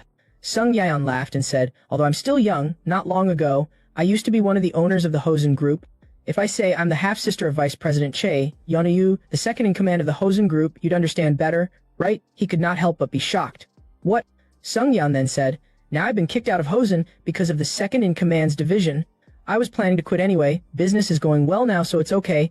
But that crazy second son keeps draining money from our father's company, so I cannot just stand by and watch. Sun Yu was resentful. How does that relate to you taking my parents away? She continued, that's why I've always been suspicious and monitoring those sons, especially that clumsy second son.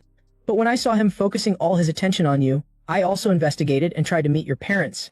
Sung Yan smiled, you're more talented than I thought, so I cannot let him take you. I mean your genes. Sun Yu was still stunned. What?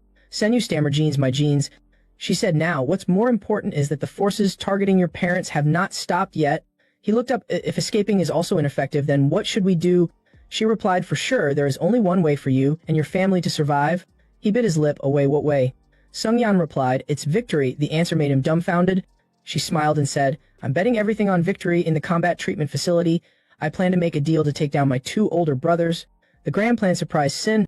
She continued, especially the second brother will be destroyed in prison and become useless. At that time, he will no longer be a threat. We can easily buy off the loan sharks with money. He was flustered. What does a secret deal in a place like this even mean?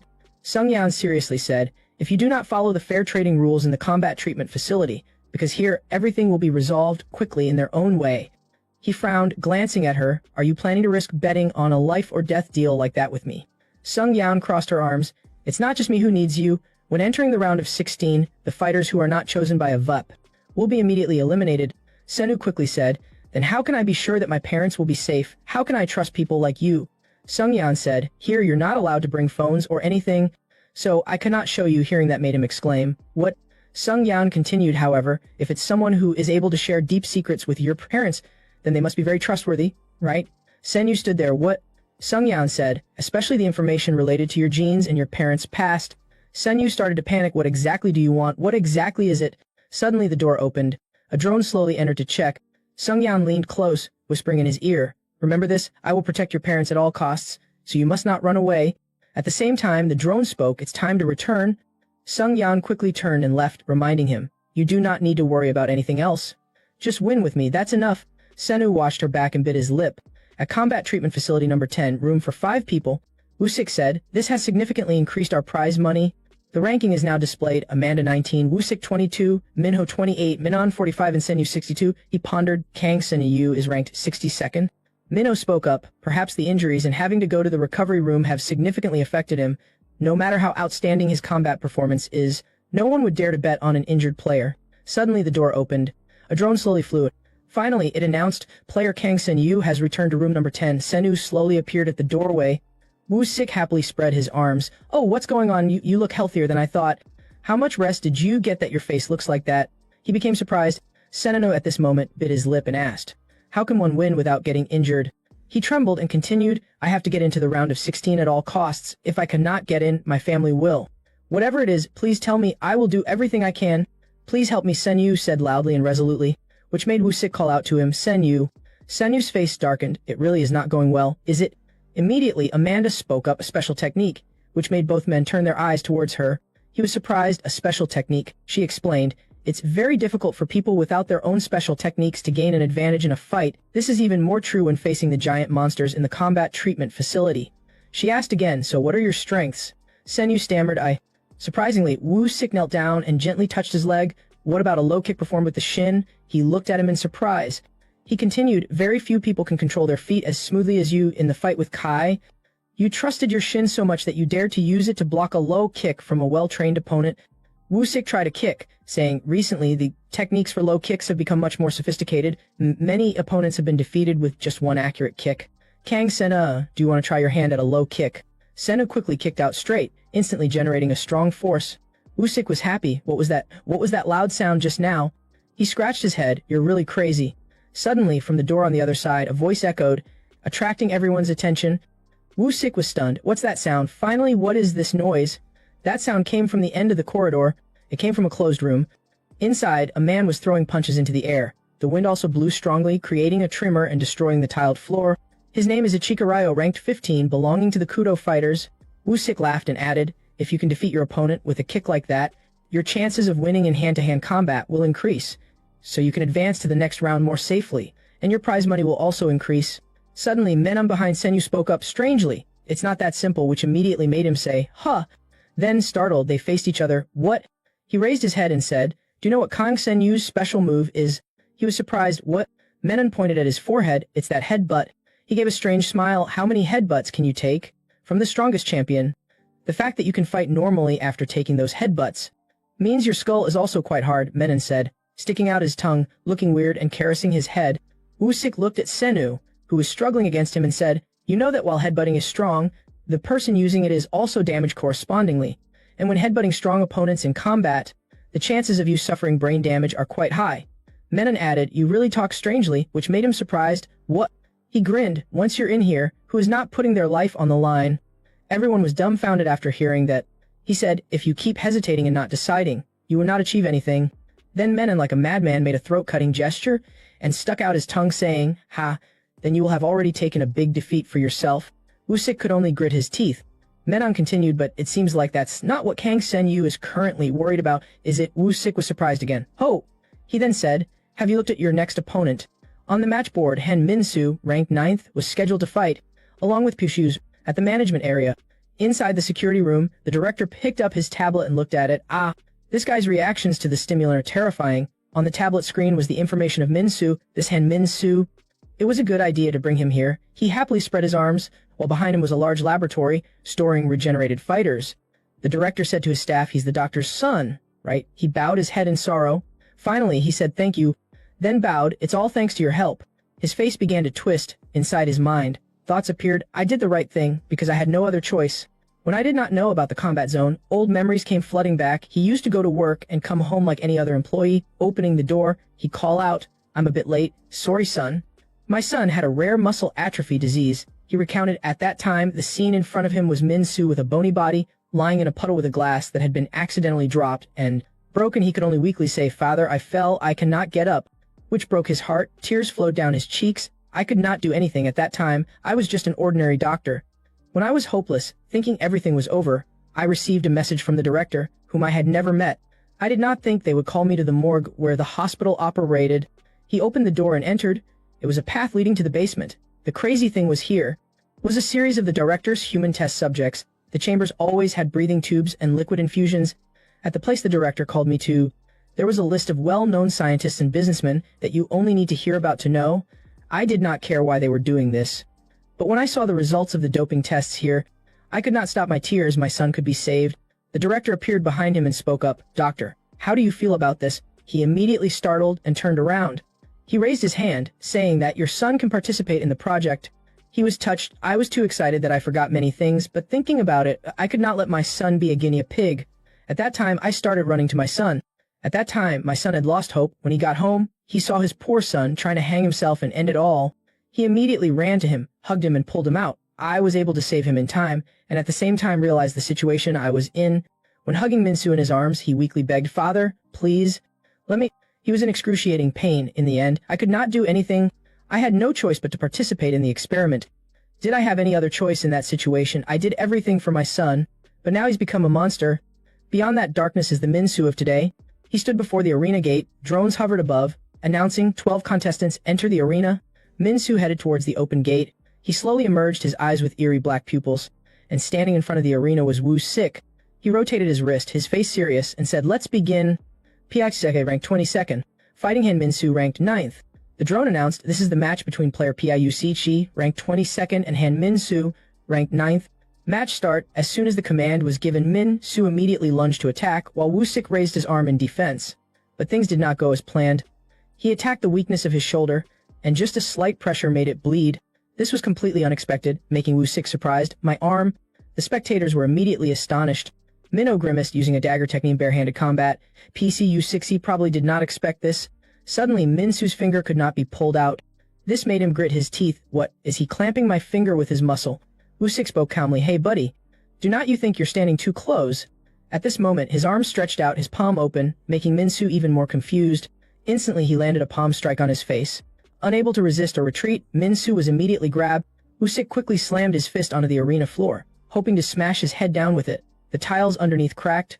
Min-soo was struggling to breathe under his power, but luckily he managed to escape. Quickly, a large gust of wind from his fist forced Min-soo to retreat. Finally, when the wind stopped, both of them had a moment of silence. Min-soo breathed heavily, sweat pouring down. "What is this? That old man." He smirked and said, using a dagger technique in barehanded combat, "That's just too much. So now it's my turn to return the favor." Then Wu Sik placed his hand in a leaf position, a move from Krav Maga. He said, I will use my dagger technique. Immediately, Yanu was a little impressed. P.S. Wu Sik, who is that man that can deal with Han Min-soo, ranked 9th so easily. I was planning to consider Han Min-soo as well. But who is this Pesci Wu Sik anyway? The secretary standing next to him replied, he is a former bodyguard specializing in Krav Maga. He was surprised. Krav Maga. He explained in the mid-20th century, violence against Jews was increasing. This is a martial art created by a former Jewish soldier to protect innocent civilians. This is a martial art that combines various martial arts from around the world with the goal of maximizing effectiveness in real combat situations. It is known as a particularly effective martial art in close combat. Yunyu frowned, wondering if this is a martial art created for defense. Does that mean it is weak in attack? It seems our candidate is not as promising as we thought. The secretary replied, I'm not so sure, surprising him. He said, what if that defensive method can kill the opponent? Min Sefi's face clearly showed the danger of the martial art. Below the arena, Wu Sik was ready in his stance, his two arms bent at shoulder level. Then he quickly charged forward, his hands shaped like a sword tip. His quick speed soon reached his fingertip to his eye. Suddenly Min-soo said, slow. Instantly, his head moved to the side to dodge. Min-soo laughed with interest, slow, and then quickly raised his two fingers, continuing to use his two fingers to reach for his head. Wu Sik was confused. What are you planning to do? Instantly, his fingers stabbed into Wu Sik's temple, blood splattering out, causing him so much pain that he dropped his glasses. Wu Sik quickly reacted with a forearm chop, but he quickly retreated to dodge. He quickly lunged forward, frowning and thinking, I have to catch him at all costs. Min-soo laughed, saying, with that deformed body, with only one large arm like that, can you keep up with me? No matter how much you try to run, it will be useless. Wu Sik immediately put both hands on the floor, up. He commanded, then used all his strength to lift his sprained arm, quickly gaining momentum and jumping toward him very quickly with all his might. In an instant, his hand reached Min-soo's face. Although it did not have a big impact on him, it created a slight scratch on Min-soo's cheek. He continued to strike, and Min-soo dodged every attack smoothly. He quickly jumped out of the attack range and said with a laugh, it's useless. Wu Sik saw that Min-soo was standing parallel to him. Again worried and looking around, damn it. He immediately took advantage of the moment his arm was still raised and attacked, quickly stabbing his fingers into Wu Sik's ribs. Min-soo said triumphantly while dodging his attacks, with that slow body, you're still trying to move to avoid being hit in a vital spot. Let's see how long you can endure. Immediately, Min-soo was like a lightning bolt, releasing many similar attacks, as if multiplying to surround him, stabbing continuously into his body. Wu Sik was in a daze, unable to react to his speed. I cannot keep up, he said to himself. Then he launched a final blow into Wu Sik's bloodied body, and immediately, his side started to bleed. The spectators were amazed by Min-soo's lightning-fast skills. Minho frowned, is this how a 9th rank is? Is there no other way? He was still standing without collapsing, but his body was covered with wounds and blood, and his body was shaking because he could not hold on any longer. Min-soo looked at his bloody state and laughed, saying, still keeping your fighting stance to the very end, you're really persistent. Seeing you clench your fist like that, it seems you've given up on the dagger technique, right? Wu Sik could do nothing but try to spread his arms wider. Min-soo disdainfully said, loudly guessing, are you trying to expand your defense? Are you planning to catch me if I get closer? He laughed and raised his two fingers. Then he quickly launched a powerful attack on Wu Sik, yelling, you think you can deal with me by doing that? Die. Instantly, his finger grazed across his body. Wu Sik was overwhelmed with paralyzing pain, his mouth spitting out blood everywhere. It could be seen that he had pressed his fist into the middle of his chest, leaving behind an imprint, and was coughing violently. Minho began to worry about his teammate. Pass UC hit his own chest. Amanda quietly observed and explained, he's not hurting himself, he's aiming for his opponent's finger, not his chest. Right after her explanation, Min-soo's two fingers showed clear signs of breaking, making him panic and speechless. Min-soo was surprised and frowned, this crazy old man. Wu Sik quickly punched him again. He gritted his teeth, damn it. He was immediately hit in the stomach, blood also spurting out from there. Wu Sik was quickly pushed back, hitting the wall hard, the wall quickly cracking and crumbling. Min-soo spat out blood in pain. Wu Sik was also exhausted, blood spurting out of his mouth. He thought, this guy is not someone who will be easily finished. I have to quickly launch another attack. However, his arm still could not be lifted. The muscles around my right arm are too badly damaged. Wu Sik forced his muscles to lift. By any means, I have to launch another attack. Now I only have one move left. He immediately ran forward to prepare for the next attack. Wu Sik shouted, this is the only one. He prepared to throw a punch. At that moment, a chilling sensation flashed through Wu Sik. He staggered forward. Sun Yu on the other side shouted, just a little bit more, sir. Wu Sik could see the target in front of him, but he could not complete the attack. His vision was also gradually decreasing. He thought, damn it, I'm bleeding too much. I cannot even lift my arm. Finally, his eyelids could not lift anymore. Wu Sik slowly thought in his heart, son, I'm sorry, but in a moment, he regained a little consciousness. What am I thinking? The match is not finished, snap out of it. But as soon as he opened his eyes, what was in front of him was Min-Soo approaching, using 2 fingers to attack his eyes. Woo-sik was completely panicked. His mouth and eyes could not close for even a second. He screamed wildly, "I'm originally right-handed." Instantly, Min-Soo stabbed his finger into his chest. Woo-sik was so shocked that he could not close his mouth. Senna kept yelling from the stands, "Sir." Woo-sik's body stiffened, but luckily, he blocked the attack with his palm. But on the contrary, his fingers were deeply embedded. Min-Soo laughed, saying, "Trying to block even when your palm is pierced, truly admirable." Woo-sik tried his best to block, but Min-Soo showed no sign of stopping, "'Cause my fingers are a bit long, so..." Instantly, he stabbed even deeper, causing him excruciating pain. He then collapsed hopelessly, making Sinew stiffen, "Sir." At this moment, Min-Soo looked at the glass doors, where his teammate Woo-sik's stands were located. He laughed, calling out loudly, "Kang Sinew." This immediately made Sinew freeze. He said loudly, "Look closely, this old man died because of a useless guy like you." As soon as he finished speaking, he quickly pulled his 2 fingers out of Woo-sik's palm, leaving a bloody hole. This made Sinew even more worried. Quickly, old memories of Woo-sik came back to him. When they were training together, he hugged his neck and panted, "Aha, are you not tired? I want to rest a bit." He encouraged, "Can you try a little bit more? I still have many things to ask." Immediately afterward, he laughed loudly, confusing him. Woo-sik said with a happy look, "If I had time with my son like this, maybe things would be different now, would not they?" It was also when Sinew understood his situation. "That's right. If me and my father were close, would it feel like this? Do I still have a chance?" Woo-sik, at the moment he was worried, also encouraged, "Do not worry, with a son like you, your father definitely will not die. Just like how I cannot die because of my son," he said while smiling. Back to reality, the person he's most connected to was collapsing on the arena floor. He fainted exhausted. Before Min-Soo's gaze, the drone quickly flew over for inspection. It announced, "The match ends with the victory of player hand Min-Soo." He triumphantly stepped on Woo-sik's face. Then he stretched out victoriously, "Kakaka, this place is really interesting." Instantly, his arrogant demeanor was captured by Sinew. He gritted his teeth, his face twisting with rage. He immediately launched himself out of the stands and jumped into the arena, making it impossible for anyone to stop him. This made Min-Soo even more excited. "Ha, that's how it should be." He landed in the arena, facing him. The drones at this moment slowly flew closer, but there seemed to be no action. Minho, worried, thought from above, "What is this? The guide drone is not shooting. Does it mean that as long as they do not directly fight, the guide drone would not shoot?" He wondered. He stood opposite Min-Soo, frowning and darkly threatening, "Take that foot off right now, you bastard." He, while stepping on Woo-sik's head, said, "Come clean it up yourself." His words agitated Sin. He quickly tensed his muscles to prepare to attack. At the same time, the drones simultaneously took out their guns. Senyu shouted loudly as he punched, "Take that foot off right now, you bastard." He also became agitated and raised his 2 bloody fingers. Minho immediately ran out. "We have to stop the fight by all means." Suddenly, he saw a shadow just pass by. What was that? It was Menon, and he was holding Senyu by hugging him tightly, making Senyu stagger. Menon choked him, forcing Senyu to stop. He immediately yelled, "Let go."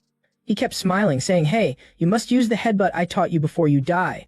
Senyu tried to continue moving. He forced out each word. "I said, let me go, you bastard." Immediately, Minho quickly slid from behind, causing Senyu to fall. Then he hugged his leg like glue, so Senyu was held tightly by both of them. Min-Soo watched them hug and control Senyu. Menon choked him tighter and tighter. He said, "You should sleep for a while." In an instant, he slowly closed his eyes, cursing in his heart, "Damn it." In front of Senyu was Min-Soo's gaze, but his vision gradually blurred again. Old memories of Woo-sik flooded back. "Sir," Woo-sik once asked, if something happens to me, can you take care of my son?" He was surprised. "What?" He said, "It's just that I hope there is a friend who can advise him not to go too astray." He wiped away his sweat with a towel and replied, "That's a given." He was a bit surprised. "What?" He added, "I still have a lot to learn from you, and becoming friends with your son would be nice too. That way I can learn more from you, right?" Woo-sik was a bit surprised and just stood there, touching himself. He quickly smiled and patted his head. This kid is still trying to bet me around even after going out. In the present, Woo-sik was unconscious under his enemy's feet. Senyu was also unconscious and placed lying still on the floor by his teammates. Min-Soo clicked his tongue and laughed scornfully. "He looks terrible." Amanda quickly spoke up. "He's received enough attention from Kang Senyu already. Can you get lost now?" "What is it?" Min-Soo looked over. "What?" She seriously asked. "What, do you want more attention and love from Kang Senyu?" He frowned. Do you also want to die?" Amanda pointed to the recording drone and said, "Okay then, why do not you try messing with me and die at the hands of a guider? Or more accurately, die by my hands." She glared, threatening him. Min-Soo immediately stepped back, laughing and saying, "Oh, I told you to wait." He finally lifted his foot off Woo-sik's head. Then he turned his back, not forgetting to say, "I'm gonna kill everyone anyway." With those words, he quickly left towards the gate. Amanda immediately knelt down to check on her teammate. She then whispered, "He's not dead after all." Amanda waved her hand to the medical staff. "Over here." Hurry up. She looked at his hand with a large hole in it and said, that left hand must have saved him. He used the hand that was stabbed in the finger to cleverly avoid the weak points. The medical staff quickly placed Wu Six's body on a medical cart and left. Yanyu was extremely surprised that Han Min-su is truly a monster. How can he use his fingers like a weapon? Min-sik adjusted his glasses and replied, it's because Han Min-su's doping is very special. Most doping increases muscle strength and only stops at increasing muscle size. But Han Min-su has tissues growing around his bones like tendons, ligaments, and muscle sheaths developing unbelievably. It can be said that his adaptability is even more outstanding than Kang Sunu, who has enhanced bones. Yana quickly made a decision, then we must bring him to our side immediately. The secretary replied, Han Min-su is a fighter managed under the director, so it's not easy to approach him. The information made him even more regretful. Damn it. Min-sifa added, please do not worry, there are still many stronger fighters, I mean even the fighters in the next match. He rested his chin on his hand. The next match is not that the female fighter who does capoeira. A bit of background information, capoeira is one of the most famous traditional martial arts of the Brazilian people, but it originated in Africa. The secretary quickly replied, yes, it is that female fighter. He bit his lip. What is not capoeira, just a dance with no combat effectiveness? He replied, the fact that capoeira has the appearance of a dance is not for entertainment or fun. When Portugal occupied Brazil, African slaves were brought here to work as laborers. They created a martial art to escape oppression and hardship from heavy work. They used the dance as a cover to deceive the supervisors. In reality, it is not just a simple martial art. It is a martial art filled with resentment. After Brazil gained independence, capoeira was exploited more in criminal activities, to the point where the government had to ban this martial art completely. Therefore, its combat effectiveness is not only good but also very dangerous. At this time, the arena continued with the next match. A man's eye grew slowly walked out, ranked 10th capoeira martial arts. The drone slowly flew over.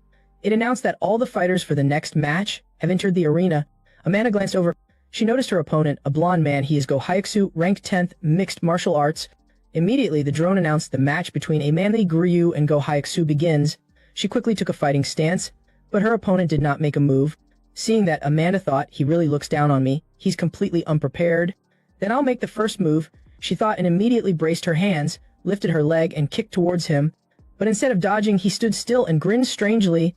Yanyu pondered, it's acceptable that a man like Guryu uses capoeira, but what about her opponent, Go Hyaksu? The screen displayed the image of Go Hyaksu, ranked 10th. He speculated if he's ranked 10th in the prize ranking, he's not an ordinary person. Min Sikov replied he was once an MMA fighter, but did not achieve great success. After succeeding with the sensation doping, he developed an ability to observe movement. He was even given the nickname 10-second Kato by the VIPs, and recently, his prize money has increased significantly. Yan-yu was surprised. 10-second Ki. What's that? What is that odd nickname? He added because all his previous fights were won by K-do and never lasted longer than 10 seconds. This really intrigued him. Really, how terrible. Min-si continued, because each match ends quickly. There are no injuries, which is why the bets are pouring into him.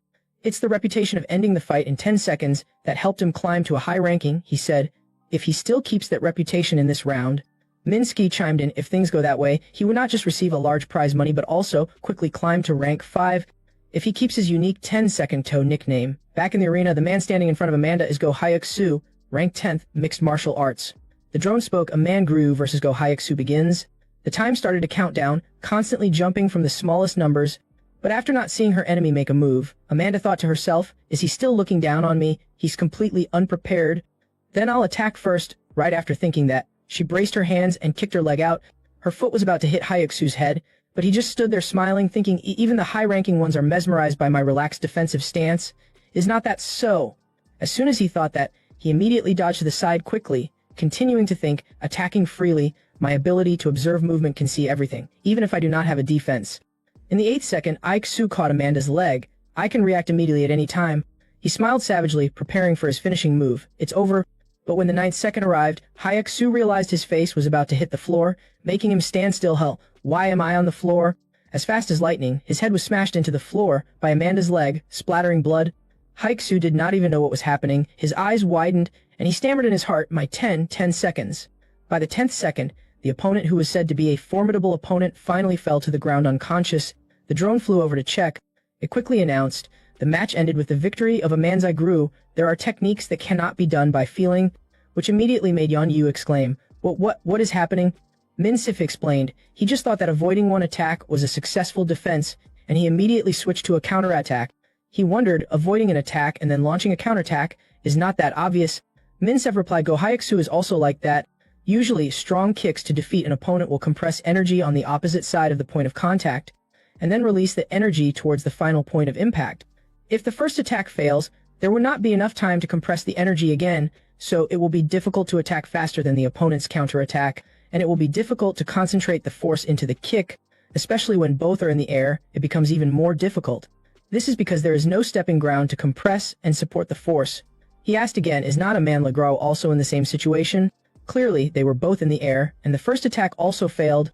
Minskuk said, yes, that's right, that's why Go Hyuk-soo was so confident in his attack. But Go Hyuk-soo overlooked one thing about a man like Gru. Yeon-yu was curious, what is that? He said Cap-Ra can use hands as feet. Moreover, a man like Gru is not doped to increase muscle mass, but to increase muscle density rapidly, powerfully and quickly, without the limitations of muscle mass. Currently, a man like Gru is an unpredictable fighting machine. She can generate maximum power in any stance or time. Yeon-yu started to laugh. Fortunately, it seems there are still fighters who can be used. He added, but for that person, meeting her will not be easy anymore, which made him a little surprised. What? He replied, she ended the 10-second Do in 10 seconds, so she will inherit that nickname.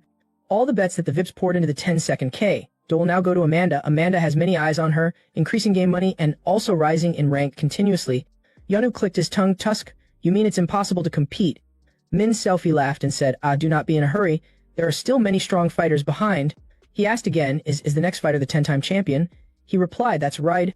This match will be very interesting. Min Sivor looked at his tablet, because he will have to put in maximum effort.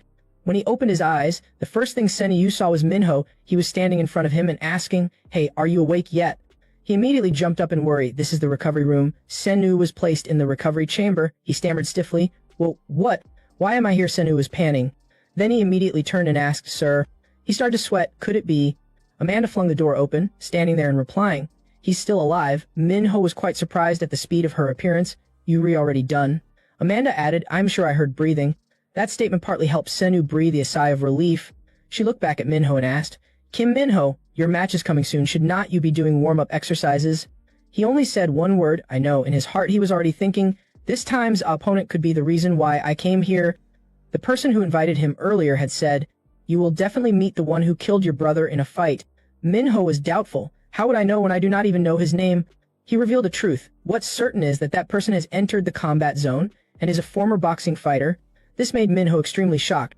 He laughed again and said, I will provide more details later, but what's certain is that in the combat zone, there are only a few former professional boxers. Minho's opponent this time is Choi Won-woo, a rank 16 fighter, a boxing player. Yeon-yu spoke up and asked, so finally, among the monsters here, who are the ones in the top 5?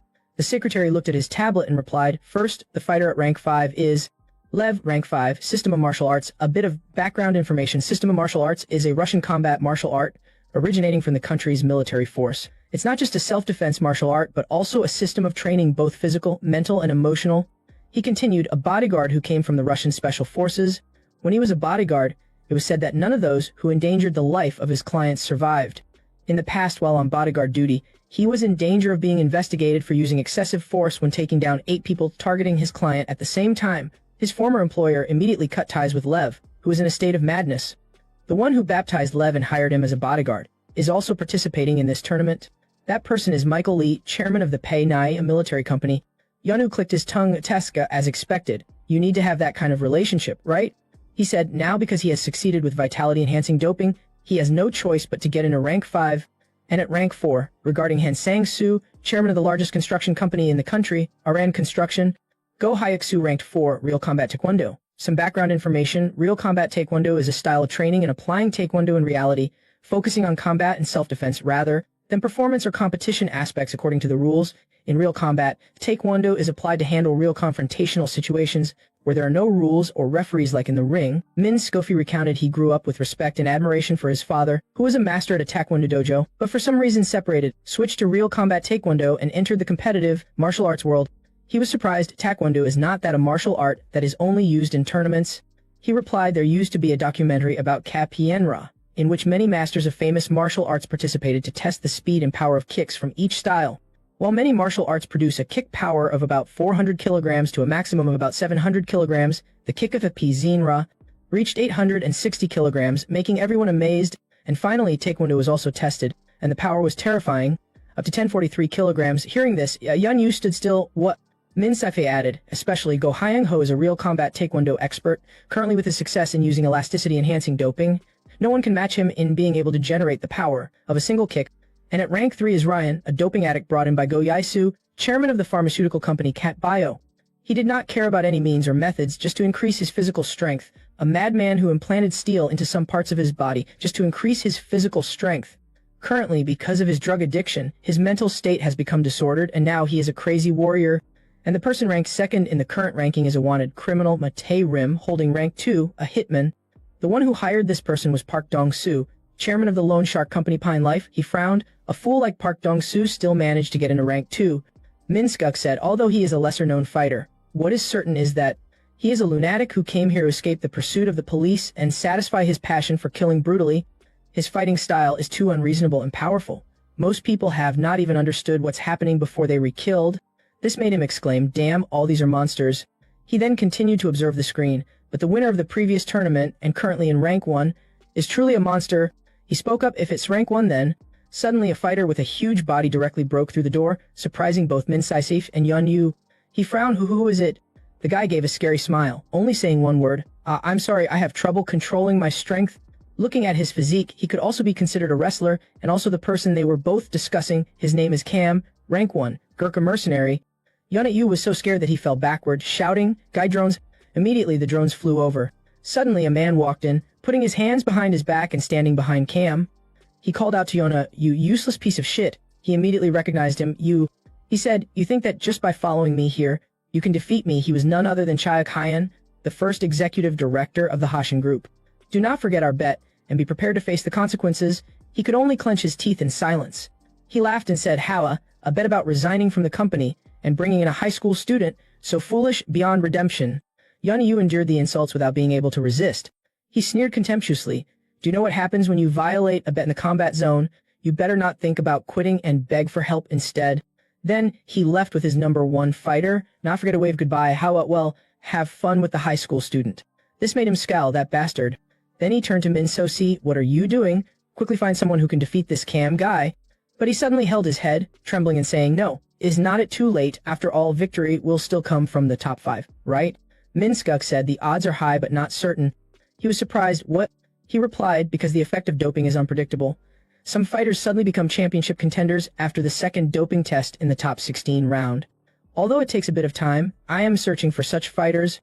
Yun Yu wondered, so the candidates have appeared. He replied, a total of 5 candidates have been selected. The first is Ichigo Ryo, who will face Kang Senyu. And there's also a man like Gru, along with Judo Master Chu Wu Gang. And yes, the 5th candidate is 2 boxing dark horse fighters. They will face each other this time.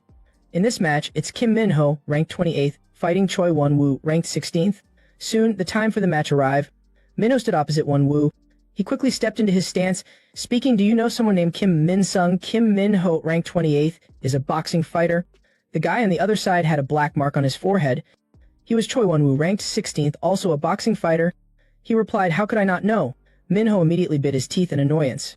Min-ho frowned. You mean you know my brother? He thought to himself, just because I met him, I abandoned everything. Immediately, he quickly gathered energy within his body. Then, he jumped high into the air, surprising his opponent. While Won-woo was unguarded, he quickly rushed to attack. Immediately, with just one hook punch from Min-ho, the unsuspecting guy took it directly. He said loudly while preparing to strike a second time. Who the hell are you piece of shit? Immediately after that, he continued to strike Won-woo's abdomen, and he could not resist. He coughed up blood, his eyes widened in shock. Min-ho pulled his hand back. Then he continued to gather momentum in his arm, shouting in his heart, why is it like this? Immediately, a punch landed on the opponent's blow, completely knocking Won-woo backward. Before he could move a finger, he immediately slid back. He hit his body hard against the wall, causing blood to splatter everywhere. He slowly approached, seriously asking, what is the reason why, in the end? He spoke enough for now. He was surprised. What? Quickly power formed inside him. Won-woo threw his head back and laughed savagely. I mean, I need to feel a little pressure for the doping to be effective. Immediately, he saw himself burst out from the wall. Min-ho was extremely surprised.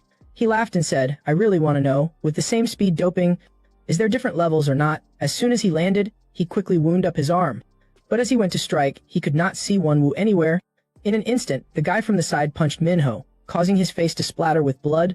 He instinctively quickly dodged out of range with extremely fast speed. Won-woo also used his agility to chase Min-ho. Where do you think you're going? His eyes widened in surprise. No matter how fast I move, there's no gap. He moved back and forth, laughing, and concluded, indeed, there is a difference in level. Immediately, after just a few moves, he had caught up with Minho's head and landed a punch straight to his face. He laughed, quickly pulled his hand back, and continued to build up momentum. A punch at maximum speed here, you brat. Immediately after that, Minho was hit repeatedly in the face. Even he did not expect to be controlled by his opponent. He thought in his heart, no way. Minho's whole body quickly slid down the floor. Wonwoo looked at his body lying face down on the arena floor. He opened his mouth wide and laughed, saying, even if I risk taking hits until I wake up, my speed doping is truly top-notch. Suddenly, his body, which was lying still, started to have small, continuous movements. He was really annoyed, seriously saying, hey, if you keep moving like that, what am I supposed to do? The guy drones cannot decide a winner. Then, the only option is to kill you. As soon as he finished speaking, he raised his foot, preparing to stomp.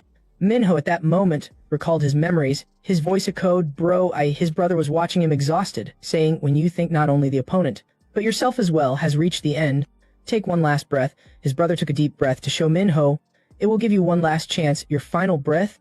Right after remembering, a surge of power suddenly flashed through him. It quickly traveled to his heart, and his heart beat faster than ever. Wonwoo, who was planning to defeat his opponent, was extremely surprised when Minho disappeared in a flash. He moved with the speed of a lightning bolt from one side to the other. Minho lowered his body and braced his hands. He gritted his teeth, frowned, and shouted, damn it, so that brat has to take hits to awaken too. As soon as he finished speaking, it was also the moment Minho charged forward at full speed with his fist aiming for him. This made the signal lights inside Wonwoo alert. I have to dodge at maximum speed. Just after thinking it, he quickly ran backward. But Wonwoo's speed was nothing compared to Minho now. With just a slide, he blocked his path, easily sweeping Wonwoo's leg, making it impossible for him to turn around. Seizing the opportunity as he fell, he immediately attacked. He could only curse, damn it, Wonwoo, with his eyes wide in fear, muttered there's no way to avoid it anymore. Minho shouted as he struck, why did my brother die, you bastard? He was quickly shaken by something. What is this? While he was in thought, Minho's fist had touched Wonwoo's stomach. He delivered a powerful blow, pinning him to the floor. Yuna, watching from the stands, was surprised. What is this? The director was no less surprised when watching from the camera. A second awakening. Back in the arena, Wonwoo was now lying face up, motionless. Minho seized this moment to gather his arm. He gritted his teeth. I'm asking for the last time. Why did my brother die? He now exhausted, opened his eyes wide, stuttering. Kim Min-sung was murdered. Is it true? This quickly made Minho feel strange. What? Minho could not believe it. What, was not it you? Then how do you know about my brother? He breathed heavily, replying, how could someone who has encountered boxing not know about a record-holding champion? He became even more confused. Then who did that? Wonwoo revealed there is a junkie specializing in finding boxing masters. He heard that and suddenly stopped. Then he widened his eyes in anger. Who is that in the end? Before I collapse, tell me who it is. Quickly, the drones quickly approached. After scanning the situation, it announced, this round has ended with Choi Wonwoo in a non-combat state. The winner's player Kim Min-ho. Then a series of announcements. Ting, game money has increased. In the control room, a male medic examined Minho's information on the tablet screen, sighing, this guy Kim Min-ho is truly amazing. The director said at the same time, he awakened for the second time without any additional doping. He replied, it seems that the results of the experiment have started to appear. Although not as good as the first awakened who broke all limits 20 years ago, there is now someone who has reached 80% in terms of the index. The director said, even though the first awakened disappeared, we still develop based on his genes, but breaking through is very difficult. Then, he dangerously said, if only he had not disappeared back then, I do not know where he went. In the Team S private room, Sen-woo was diligently training. He was practicing leg skills. He practiced and encouraged himself just a little bit more. Menon, sitting in the recovery pod, spoke, hey, why do not you stop, making him a little confused and turn around? He laughed and said, are you planning to destroy this whole place? Sen-woo took the time to observe the room more carefully. It was indeed almost completely broken. Menon continued, are you planning to collapse before the match? His face was covered in sweat, his breathing was also a bit rapid, and he thought, if I want to become as strong as those monsters here. Remembering what Woo-sik once said, if you push your body to its final limit and then recover, you will have much stronger muscles than before. And the best thing for muscle recovery is sleep. If you divide one day into two, use your muscles to the maximum and then have a deep sleep. If you can do that twice a day, then maybe you can become twice as strong as others. Of course, it's only possible for someone with terrifying recovery ability like you. He returned to his thoughts. No, 2 times is not enough. Senna looked at his palm. He slowly sat down in the recovery pod. Menon was a little confused. What is it? Are you going to sleep again? Senna unfastened his leg brace. It immediately fell straight to the ground, breaking the floor. Menon saw that and said with interest, Coco, I said you would be determined to the death. but never said that you would actually die. He finally curled up inside the recovery pod, and the pod door slowly closed. Inside, Senu breathed heavily, thinking, this is the third time. Trust in my recovery ability, just like what Sir said. Trust. Slowly, his thoughts grew weak, and then he went silent. Menon looked at Senu's pod and said, Cuckoo, training to exhaustion 3 times a day and hoping to recover with 3 short sleeps. If he succeeds then, he'll become very delicious, he said and stuck his tongue out with great interest. The drone flew over and announced, Player Minon, please proceed to the main arena. He looked up, alright, is there a delicious person about to appear now? Then he left with the drone. In the arena at this time, there was a fighter who was seriously using his fingers to dig deep into the wall, firmly holding his meditative pose. He was Zhu Wukang, ranked 15th, a judo fighter. A little side information, judo is a modern Japanese martial art and sport. Judo focuses on techniques of throwing and bringing the opponent down to the ground, locking arms, strangling and controlling on the floor. Punches, kicks, and weapon attacks are only learned in kata exercises and are not used in competitions. Yana Yu sat in the stands, looking down at the arena and asking, Zhu Wukang is one of the candidates you chose, right? Min Scuf replied, he has achieved tremendous gripping strength thanks to strength doping. Once he gets a hold of you, your muscles and bones will be crushed. At that time, your fighting spirit will also disappear. But the real danger is the judo techniques enhanced by that grip. Even if it is a doping user, when they are thrown to the floor, all the bones in their body will shatter. Yunyu frowned and asked, so what kind of person is that Menon guy who's facing Zhu Wukang, ranked 45th, so I do not need to worry, right? The secretary replied, there is no information about this person, which made him more surprised. What? He replied, it seems like he was selected directly after fighting. Where he came from or what martial art he uses, there's really no information. I've also never seen any of Menon's matches. There's one strange thing about Menon. He is still in the situation of waiting for a doping verdict. Returning to the arena, Menon had appeared. He was ranked 45th, and was still continuing the challenge of trying to lick his own elbow. He landed on the ground, stomping his foot hard. As introduced, Zhu Wukang ranked 15th, judo fighter. The drone flew over. It announced the match between Zhu Wukang and Menon begins. Wukang put out his hand in a judo stance and said, no need to drag it out, it will end in 1 round. Before he could attack, he took the initiative and rushed forward. Okay then. In a moment, Menon deceived the opponent's vision, then launched himself behind him and raised his hand high. Your nape looks delicious. But Wukang grabbed it tightly. He dodged his head to the side. Waiting for Menon's arm to grab, he firmly grabbed it and lifted him up. Wukang said loudly, 1 round. Immediately, Menon's entire body was lifted off the ground by Wukang's throw. He was overwhelmed and cursed. What the hell? Menon's whole body was slammed onto the arena floor, creating an earthquake. It was so strong that Menon's eyes widened in surprise. Right after the throw, smoke rose from where he was lying. Yuna, watching the match, was surprised. What is it? He got pinned to the ground. Even the secretary did not expect it. Although he knew he was strong, to end so quickly. The drone slowly flew over to inspect. It announced immediately, this round ends because player Zhu Wukang is unconscious. Immediately after that, Wukang's body quickly fell down, stiff. The drone announced, Menon has won. He was lying under the dent, still diligently using his tongue to try to touch his elbow. Yunyu quickly changed his expression. What is happening? Why Zhu Wukang? The secretary was speechless. No, I do not know. This is the first time I've encountered a situation like this. I completely cannot understand it. Menon licked his lips with interest at this time. He leaned his head back and said in his stomach, it's probably time for Kang Sen Yu to wake up, Let's see if Kang Sen Yu is ripe enough yet, or if he's already burnt. Inside Sen Yu's recovery pod, the pod lid slowly opened. Sen Yu slowly came into contact with normal temperature. He breathed a sigh of relief. He slowly opened his eyes, looking at his fist and thinking, it's different, finally succeeded. Sen Yu sat up. Whether I've succeeded or not, I still have to do it. Is Mom really safe? Can I trust that woman? He gritted his teeth. I have to meet that bastard. Scout. Immediately the drone slowly flew over. It spoke, there is a message from Scout. Sen Yu was extremely surprised. After a while, Min Sek spoke, you can take off your blindfold. We've finally met. As soon as he saw him, Sen Yu immediately grabbed Min Sai's collar, shouting loudly, who are you, you bastard? He grabbed his wrist and said, calm down. If you die here, you cannot do anything. He gritted his teeth. You better answer my questions honestly. I have risked my life too. Do you know where my parents are? He replied, of course, right? Sen Yu was surprised. What? Min Skov said seriously, I am taking care of them. He shouted, do not lie. I heard everything about dealing with my parents in the recovery room. He said, although there was indeed a request from a VIP. After lying that your parents disappeared, I'm still taking care of them. Sen Yu was surprised. What are you talking about?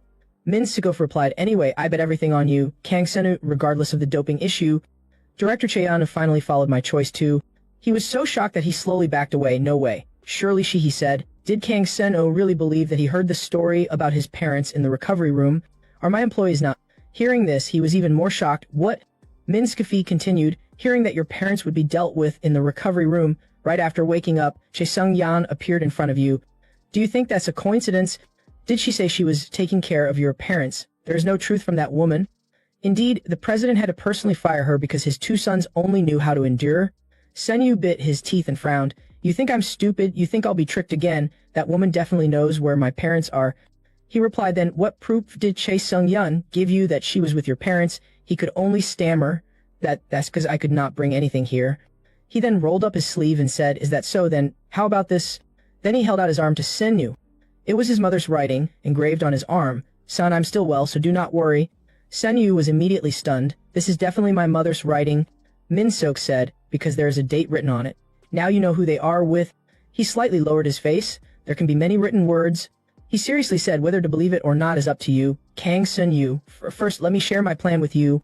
Then, pointing towards Senyu, our VIPs have been eagerly waiting for Kang Senyu to regain attention, and they particularly emphasized paying special attention to the opponent in the next match, which is about to start now. If you win against that opponent, VIP Che Yan Yu will have no choice but to choose you Kang Senyu. If you keep racing with us towards victory, all problems, including your parents, will be resolved smoothly. He bit his lip, the next opponent. In the arena at this time, Senyu's opponent was revealed. Ichika Ryo was entering the arena. Min Si then reminded him, remember, Che Sung Yan, that woman, does not care about winning. Her goal is to ruin her brother's plans. She has no reason to protect Kang Senyu's parents. If you do not choose us in the round of 16, I would not be able to protect Kang Senyu's parents either. Back in the present, Senyu grabbed his head. Damn it, you bastards, who is right here? It does not matter, I do not have time to think. Anyway, if I do not win against him, it's all over. He is Ichika Ryo, ranked 15th Kudo Martial Arts. Yunyu observed the arena and said, if Kang Senyu is eliminated in this match then, Che Sung-yan's expression will surely be worth watching. On the other side of the stands, Sung-yan watched silently. She smiled and said, let's see who will laugh last. Ryo stood in a defensive stance. Senyu did the same, with a sharp look. He thought, is that stance an offensive one? Adding a calf kick might be better. Moreover, my performance today is at its best. Immediately, he charged forward, using his stump kick, but he managed to raise his leg in time. Then he used his knee to attack Senna. He was immediately surprised. A kick, after if I counterattack then. But unlike what he imagined, he did not use a kick, but immediately changed his stance, using his hands to grab his shoulder and leg. Before Senyu could react, Ryo directly smashed his head onto the floor.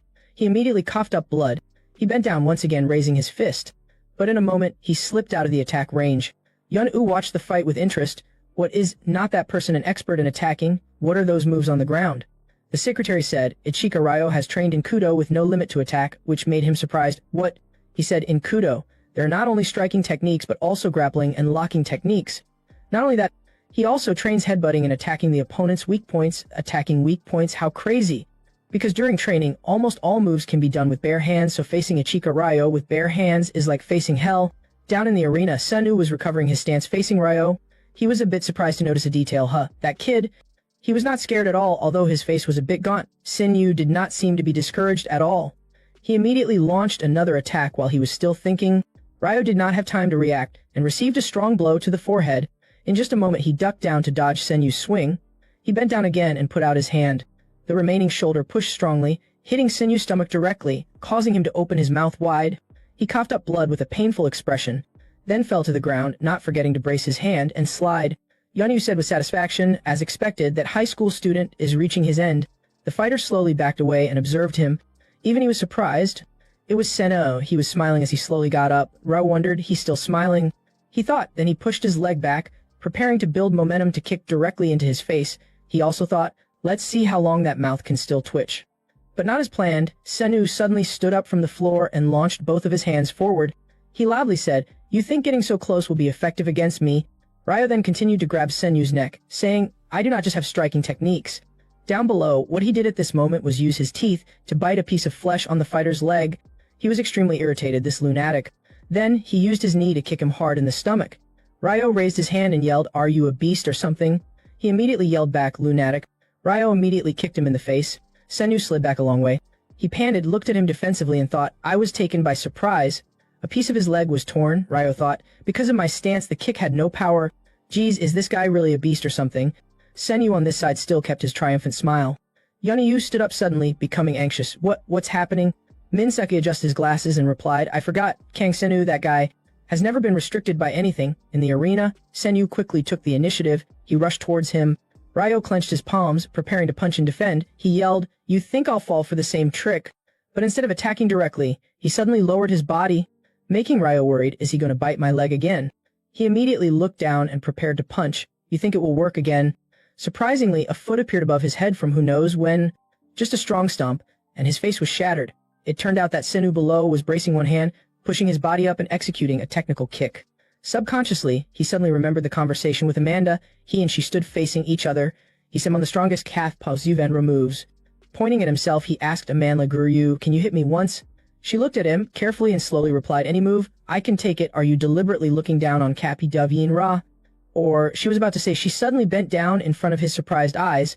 At the same time, she braced one hand on the ground to balance her body, raised her leg high and kicked straight into his head. Unable to defend, he took the full force of her devastating kick, then fell hard to the ground. She bent down and looked at him. "You know you have the ability to copy the moves exactly after being hit." Hearing that, he did not say anything, just smiled with a cunning look. Back to the present, he immediately imitated Amanda's Kaporo move. He bent down in front of Ryo's surprised face. Ichika Ryo looked at him, gritting his teeth in anger, in his heart thinking, "Is he going to bite my leg again?" With that thought, Ryo raised his hand into a fist and struck down on his head, asking, "You think that move will work again?" Before Ryo could punch him in the head, he suddenly noticed his leg moving straight towards his head. Unable to dodge, he took the full force of his devastating kick. Up in the stands, director Yanu gritted his teeth, with an extremely surprised expression. "That's Cap Pavin-ra." Down below, Ichika Ryo also widened his eyes in extreme surprise. After taking the full force of Senyu's kick, Ryo regained his composure and used both hands to hold his leg tight. While holding his leg tight, Ichika Ryo also put his leg back in position to kick straight into his head.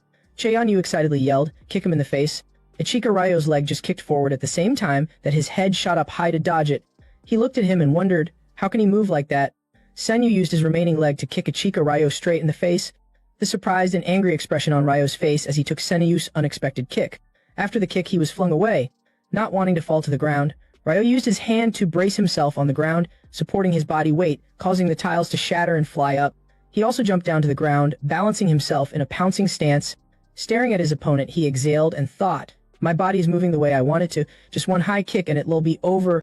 Suddenly, he was confused and wondered. Ichika Ryo stood up and took his fighting stance. He said with a sharp look, "Your movements are not human, truly beyond my expectations. From now on, I'll consider you a beast and hunt you." Right after saying that, Ryo punched his fist forward. His arm brushed across Senyu's face. He quickly retreated a little, thinking, with my current abilities, I can definitely avoid and counterattack. Suddenly, he headbutted him. Senyu was immediately shocked because he did not react in time. A headbutt. Right after that, Ryo punched him in the stomach, causing Senyu to cough up blood, saying to himself, "Oak, I need to stay calm." He took a breath, then withdrew his hand, preparing for the final blow. Ryo said, "From now on your organs will be shattered." Immediately, he pointed at 4 places on his stomach. You could see them piercing through his body. Senyu then coughed up a large amount of blood, along with marks on his stomach and chest. He whispered, "It's over," then he raised his leg, kicked him hard in the stomach. Senyu's face was already gaunt at this time. Ryo watched that and thought, he's unconscious, so it's over. Yanyu saw his miserable appearance. He laughed with pleasure. Kang Senyu and Che Sung-yan have lost. Sung-yan on this side still held on a hope. It's not over yet, if what I heard is true. Immediately, Senyu grabbed his ankle, with a strange smile, making Ryo yell, "How can you suddenly wake up?" But that would not change anything. Suddenly, he headbutted him, using a headbutt to overwhelm his opponent, making Ryo feel agonizing pain, immediately being pushed back. This guy is even practicing headbutting. He took that opportunity to launch himself behind Ryo, making him worry and say to himself, these movements are not those of a beast but those of a monster. This guy's internal organs are definitely shattered. His eyes kept tracking Senyu's movements. Right now it's just a temporary spasm due to the side effects of doping. If I can just block one attack, I can finish him off with a counterattack. While lost in thought, Senyu suddenly stopped and then lunged forward. He tried to use his leg but was caught by him. Ryo said loudly, "I caught you." But it was not anything major that could stop him. Senyu then forcefully pulled his leg back, tearing his pants because of Ryo's hand. He quickly realized, damn it, in front. His leg was slowly kicking towards Ryo. He was flustered. If he could not avoid it, he might as well take the hit. Sure enough, compared to Senyu's speed, his leg took the short leg kick.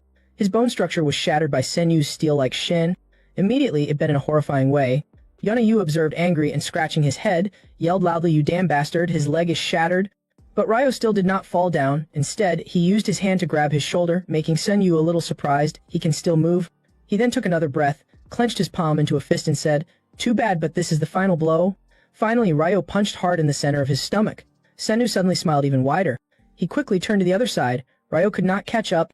He was immediately struck by another short kick on his only healthy leg, causing him to cough up blood in pain. The fighter quickly fell down to the ground of the arena. But at the same time, Sennu was also affected by the previous attack in an instant. Both of them had now collapsed. The drone slowly approached. It announced this match is over, and the victory goes to Kang Senyu. Ichika Ryo, incapacitated, panted heavily as he glared at him. Yuna, agitated, yelled, "Damn it." Sungyan smiled proudly. "See, I told you I liked him." Immediately after, Senyu also collapsed. Yuna quickly spoke up. "What, Kang Senyu also collapsed? So he is just as injured, right?" The secretary said it does not seem so, surprising him. He adjusted his glasses, examining. Currently, Kang Senyu is sleeping. He had closed his eyes. Sungyan's bodyguard, after looking, stared blankly. "He is not sleeping. This is bad." She observed the computer screen. Indeed, the prize money is not increasing," the bodyguard said. "Probably no one wants to bet on a fighter who is so badly injured that he collapsed. Now that 31 people have been identified, they will soon rank the round of 16 based on prize money, because he is at the bottom, and furthermore, if they announce the round of 16 right here while Kang Senyu is unconscious, the VIP picks might also be invalidated. Should we find another fighter?" Sung Yan looked at him. "How much cash can I withdraw right now?" The question confused him. Do not tell me," she said. "If the problem is the lack of prize money, then I will put in my own money," Sung Yan said, confidently smiling. This made him even more worried. "If you lose such a large amount of money here," she simply said. "It seems like it is about to start." The drone quickly announcement regarding the round of 16 is coming soon. All 31 winners are requested to gather. All the fighters then stepped out into the hall. A series of drones followed, observing each person. Among these monsters was Minho. As he was stepping forward, he turned his face to look back at Senno, who was collapsed below. Minho immediately thought, "I have to wake Kang Senyu up quickly." A large screen was placed at the front of the hall.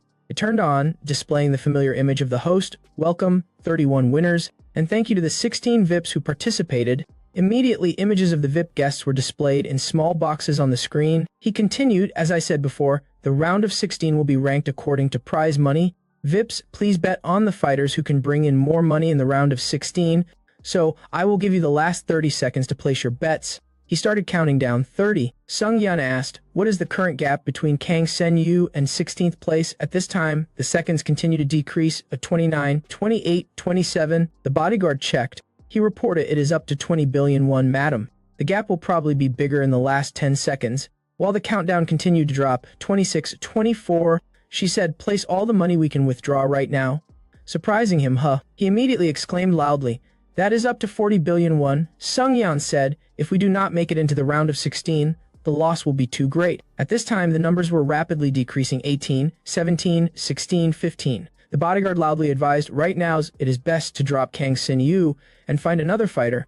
Sung Yan said, "It is okay, just bet." The numbers were gradually decreasing to single digits. 9, 8, 7. The bodyguard said, "No, why are you going this far?" Immediately, the crucial moment arrived. 5, 4, 3, 2. Sung Yun yelled, "Hurry," and finally 1, 0. The entire arena was now silent. The bodyguard just cursed, "Damn it, 40 billion won deposited. Perhaps you have spent too much money controlling your brothers." "Why go this far?" she asked. "So what is the prize money ranking now?" He replied, "The ranking was hidden when the 30-second countdown started." Sung Yan continued to look towards the stage. "So we just have to wait for the announcement." The host said, "All right, now I'll announce the prize money ranking, first from 1st to 5th place." Immediately, images of the 5 fighters with the highest bets appeared on the screen in order: 159 billion, 120 billion, 105 billion, 90 billion, 80 billion. Minho watched and frowned. He was sweating indeed, someone from boxing. The host continued, "Next, I will announce from 6th to 10th place." Another 5 people were announced in order: 76 billion, 7th place is Amanda, with 73 billion, 70 billion, 64 billion, 62 billion. Minho looked at Amanda behind him and thought, "Duh, Man Gerju is 7th. Could it be that I am eliminated?" The host continued, "Well then, I will announce up to 15th place. In order: 60 billion, 59 billion, 53 billion, 51 billion, 47 billion. The bodyguard watched and sweated. Now only 16th place is left. Sung Yan was silent at that moment. Senyu was still unconscious. The host said, "I will announce 16th place, achieving 46 billion in prize money from street fighting." Immediately, that fighter's name appeared on the screen. 46 billion, and it was not Sen-Yu. The bodyguard gritted his teeth. The host announced, thus, the 16 individuals in the prize money ranking have been selected. Sen-Yu remained unconscious. This further exacerbated the bodyguard's headache. Damn it, now only the company building, company deposit, and stocks are left. You have spent all the available cash. He turned to reproach her. Why did you make such a choice? In response, Zhang Xiaotian said nothing, maintaining her tense expression. On the other side, Yunyu burst into loud laughter. Paffed. Haha, he gloated. Che Sungyan's expression must be priceless, losing 40 billion and getting eliminated. But the secretary suddenly interrupted his laughter. It is not over yet. Yunyu was surprised. Hub, what are you talking about? Sung Yan suddenly smiled. The host announced, alright, now we will begin the additional selection event. This made Yunyu even more indignant. Additional selection? What is that? 16 people have already been chosen. The host said, in the 16 VIP player selection event, to expand the enjoyment of choice, we will select 4 more people. Everyone in the hall immediately cheered. He then presented numbers 17 to 31. Explaining the selection rules, the method for selecting additional people is all 15 remaining people will simultaneously participate in a deathmatch until only 4 survivors remain. All the unselected fighters became bloodthirsty, but on Sinyu's side, he was still sound asleep. The host quickly opened the gates, saying 16 players confirmed to participate in the round of 16 selection event. Please move to the spectator area. Minho followed the crowd forward, but he hesitated, looking back at Sin and Kang Sin, is this guy still lying unconscious? Finally, he decided to try to wake him up. Hey, wait up, do you want to die? A drone suddenly appeared. It raised its gun barrel and warned, before the deathmatch begins, contact with other players is prohibited. Please step away. Minho immediately stood up. Damn it. He gritted his teeth. Someone who just collapsed after a match? There is no way they can wake up right away. I will just leave it to his incredible luck then. Senyu was snoring at that moment. Then, on the fighter's side, a mist suddenly wafted through. The host said, this time's deathmatch has a change in the arena. Immediately, the arena floor separated, forming a circle, causing everyone to be extremely confused. Now, the arena is just a circle with a pit surrounding it. One fighter looked down into the pit, puzzled. Whoa, what is this? The host announced, at the bottom of the arena pit, steel bars carrying a strong electric current are planted. Not only do you need to fight, but you also need to be careful not to fall off the platform. Senyu was the closest person to the edge of the circle. The bodyguard was anxious. Damn it, if the match starts right now, Kang Senyu is going to die. As for Yonu, he excitedly said, this time, that persistent fly will finally be finished. The host said, then, the deathmatch, the 15 eliminated individuals officially begins. Immediately, the fighters charged at each other like hungry tigers. The arena became blood-soaked, everyone fighting chaotically. Blood kept splashing and spraying towards Seninu, despite him lying there. The bodyguard felt lucky people are not attacking Kang Sen-yu, because the situation is so intense. It seems they are not paying attention to Kang Sun-yu being unconscious. Sung Yan leaned back in her seat, saying with interest, but how long will that last? He really has to wake up now. In the arena, one person kicked another out of the circle. He immediately fell into the electric pit, being pierced by sharp spikes and convulsing painfully. At this point, the screen already displayed 2 eliminated fighters, numbers 21 and 24, while one person was fighting another. He noticed a young man lying sprawled out at the edge of the arena. The burly fighter immediately approached, with a grotesque smile. Hey, there is a guy planning to sleep his way to victory. Then let me eliminate one more person. Sung Yan immediately gasped no, but at that very moment, Minho appeared and landed a punch to his face. He gritted his teeth, protecting Senyu. This surprised Sung Yan. Kim Minho. He yelled loudly, Kang Senyu, if you do not want to die, then wake up. In front of Minho at this moment, 3 people had pounced, wanting to finish him off.